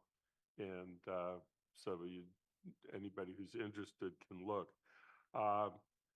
The other one that is a high priority for our work right now is the Transportation and Parking Commission charge. And that's going to be the principal goal of our meeting on Thursday of this week. We're going to take as many of the issues as can be addressed and discussed that were in Councilor Ryan's memo to the committee, which has been shared also. So that's what I think a principal goal is of the meeting. The other 2 are the waste hauler program. And at this point, we're sort of in a holding zone because we're waiting for the town manager to come back with us, presumably sometime in November. But it will quickly come to the council and probably needs the attention of the finance committee, because it's a question of how to fund the consultant that we requested as a council. So that is kind of just in a parking lot for a very short period of time, but we expect that sometime in November to us. And of course, the schools put on the agenda for Thursday's meeting. I put on the agenda for Thursday's meeting that topic on an if referred basis, so that we do have the opportunity to begin the discussion this Thursday. And I think that we have pretty good guidance out of today's discussion as to how to proceed with that and how to proceed with that expeditiously and not let us bog down. So we are aware we have 4 meetings scheduled for the remainder of the year, including 2 in November and 2 in December. And we're trying to place those items within logical places within the agendas. And we will continue to report on our agendas going forward and on our progress as we move forward. Thank you. Liaison reports?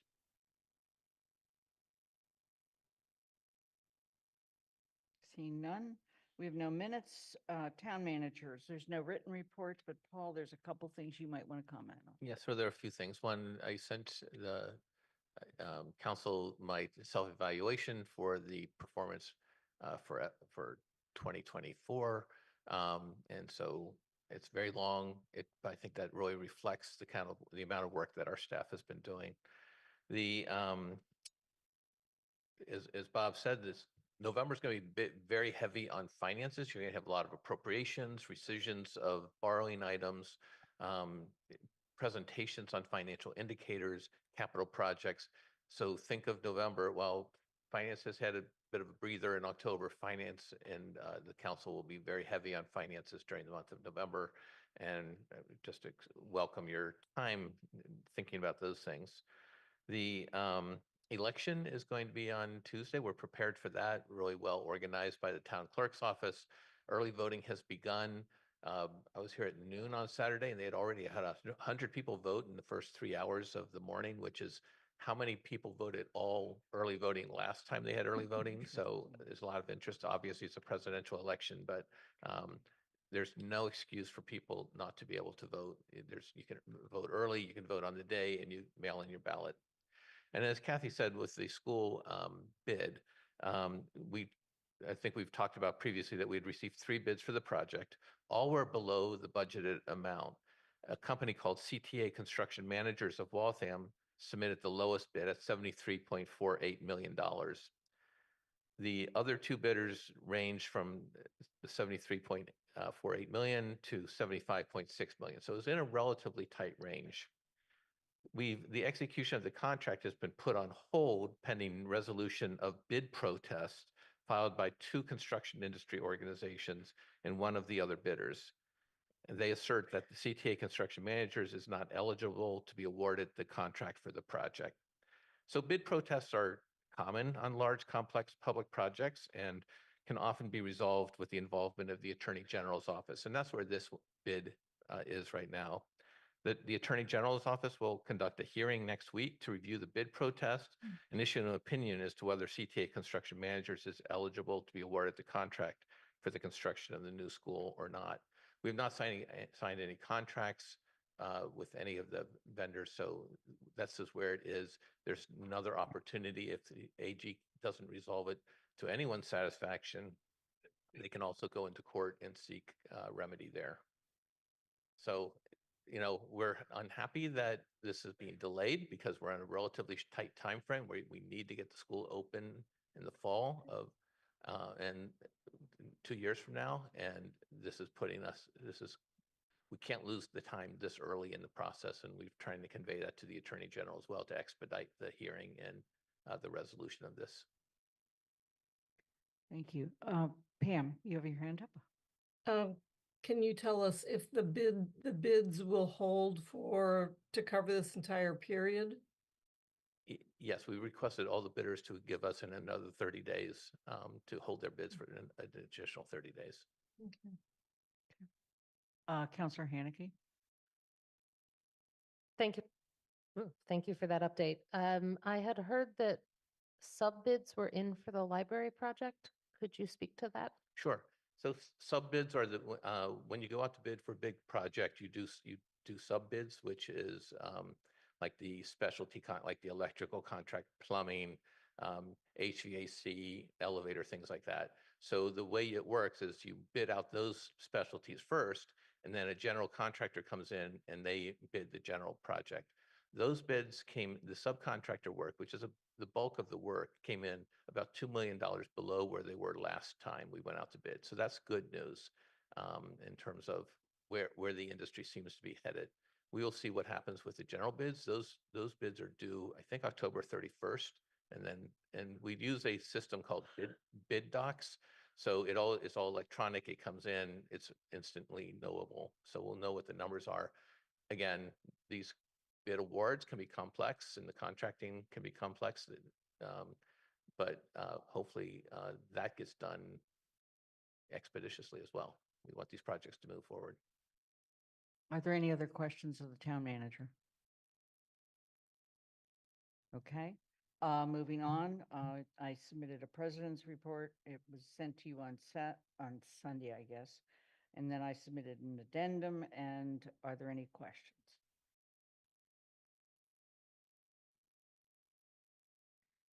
Then let me just mention a couple quick things and also future agenda items. We have a visit of 6 students and 3 chaperones from Kanagasaki, our sister city. We will be meeting in this room at 4 o'clock I'll be sending you a full schedule for when you might like to participate. I have mentioned already that we'll be meeting in this room at 4 o'clock on Thursday, October 31st, Halloween, at which point we will begin with kind of a ceremonial beginning, if you will, of the visit. The students and the chaperones will have arrived sometime right around lunch and have spent most of the afternoon on the Amherst College campus. And then they will be spending most of Friday in the schools. Friday in the schools. They will stay with their host families. And then Saturday doing activities either together or again with their host families. And we'll conclude with a opportunity to partake of UMass dining by going to one of the cafeterias and ending with a dinner that people will go get their dining and then be in a room off of one of the dining halls on Saturday before they leave. And so both of our higher ed institutions have graciously stepped forward as participating with us as hosts for these people that are coming. I'll be sending you more detail on that. With regard to the next meeting, Paul has already mentioned the financial nature of the month of November. We will begin at 6 o'clock with the financial indicators, and that includes both the school committee and the Jones Library Board of Trustees, and then we'll move on to a variety of appropriation and transfer recommendations. I also, counting along with the fact that you've received the town manager's self-evaluation today, you also received from me a email which includes the evaluation form that you use as counselors. For some of you, this is the first time. And so if you have any questions, please do not hesitate to contact me, and I will be glad to, by Zoom, go over the format, etc. I'm also glad to do it in a meeting. In addition to that, as of tomorrow morning, emails will go out to all committee members, commission members, board members. The public will be notified, and there's a various electronic means and website notifications of that. And the staff will be, we reach out to the staff through the Human Resources Director. All of those inputs are due back to us no later than October 31st at midnight. And then we provide that to you as fast as we can. And your evaluations are back due to me. And I have to just say, I've trimmed as much time off this as I can. I do not have time after Wednesday, November 13th at 4 o'clock to chase you down. I need you to really turn in your stuff on time, because I have a huge writing project that I have to then do. So that's that. Mandy Jo, did you have a question on this particular area? No, I wanted to, I must, okay. I wanted to add an additional comment on that area. For those that have never done this before, Mhm. Please go ahead. it takes a ton of time, does. much more time than you may think it will take to complete that document. So I just wanted to give a heads up that you might plan for more time than you think you need and then plan for more on top of that. Well, and one of the reasons I sent it out today, along with the town manager's self-evaluation, is even though you don't have feedback from staff, committees, or the public, you can get started. And starting means reading and starting in and so forth. Sharp and brief comments are welcome. Longevity is fine, but then I have to weed through it. So that's that. Pam, did you have a comment on the evaluation? Yeah, I looked a couple of times in our packet for that information. I didn't see it. So I'm not necessarily looking in my emails for that kind of thing. Can they also be placed in the packet? The town manager evaluation, self-evaluation was placed in the packet tonight, and it was sent Tonight. to you. It was right before the meeting. And Oh. it was sent to, I then forwarded it to all of you just about 6 o'clock or so tonight It came in by email too, Pam. by Okay. email. I haven't And then looked in at my addition to email. that, That's I the sent point. you an email earlier today, sometime I believe this morning, with the evaluation form. Don't worry, you'll be getting lots of reminders. Okay? Got it. And I'll send another one tomorrow. I several of you mentioned tonight that we have never had a real conversation about the AHRA priorities. And part of me is, I understand that, and I feel frustrated with that as well.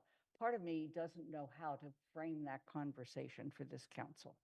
And one of the reasons why I think we've gone back to the idea that the to be formed committee would spend some time looking at the recommendations and the feasibility of, is because that's part of the conversation that we need to have. And that is, what is really feasible under the constrictions of the law, under the constrictions of how much money we have. And all of that is wrapped up in who is the target audience in the charge. So if anybody has a wonderful idea on how to engage the conversation with the council about the AHRA priorities and report, I am more than open to having that conversation. It's not that I haven't tried to figure out how to do it, it's just I haven't come up with a solution on how to do it, that it wouldn't be a several-hour-long meeting. So with that, are there any other councilor comments or questions or priorities for the agenda, future agendas? Okay, then I'm going to make a motion to adjourn and seek a second. Second. Second. Oh, Everybody's always eager to second. The motion's been made and seconded. We'll move to a vote. And the vote, we start with Councillor Haneke. Aye. Bob Hegner, Yes. Councillor Lord, Aye. Pam Rooney, Yes. Councillor Ryan, Aye.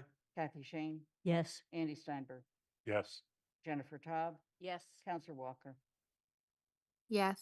Pat DeAngelis, Aye. Anna Devlin Gothier, aye. Councillor Ette, Aye. Lynn Griesmer is an aye, and it's unanimous. The meeting is adjourned. It is 10:18.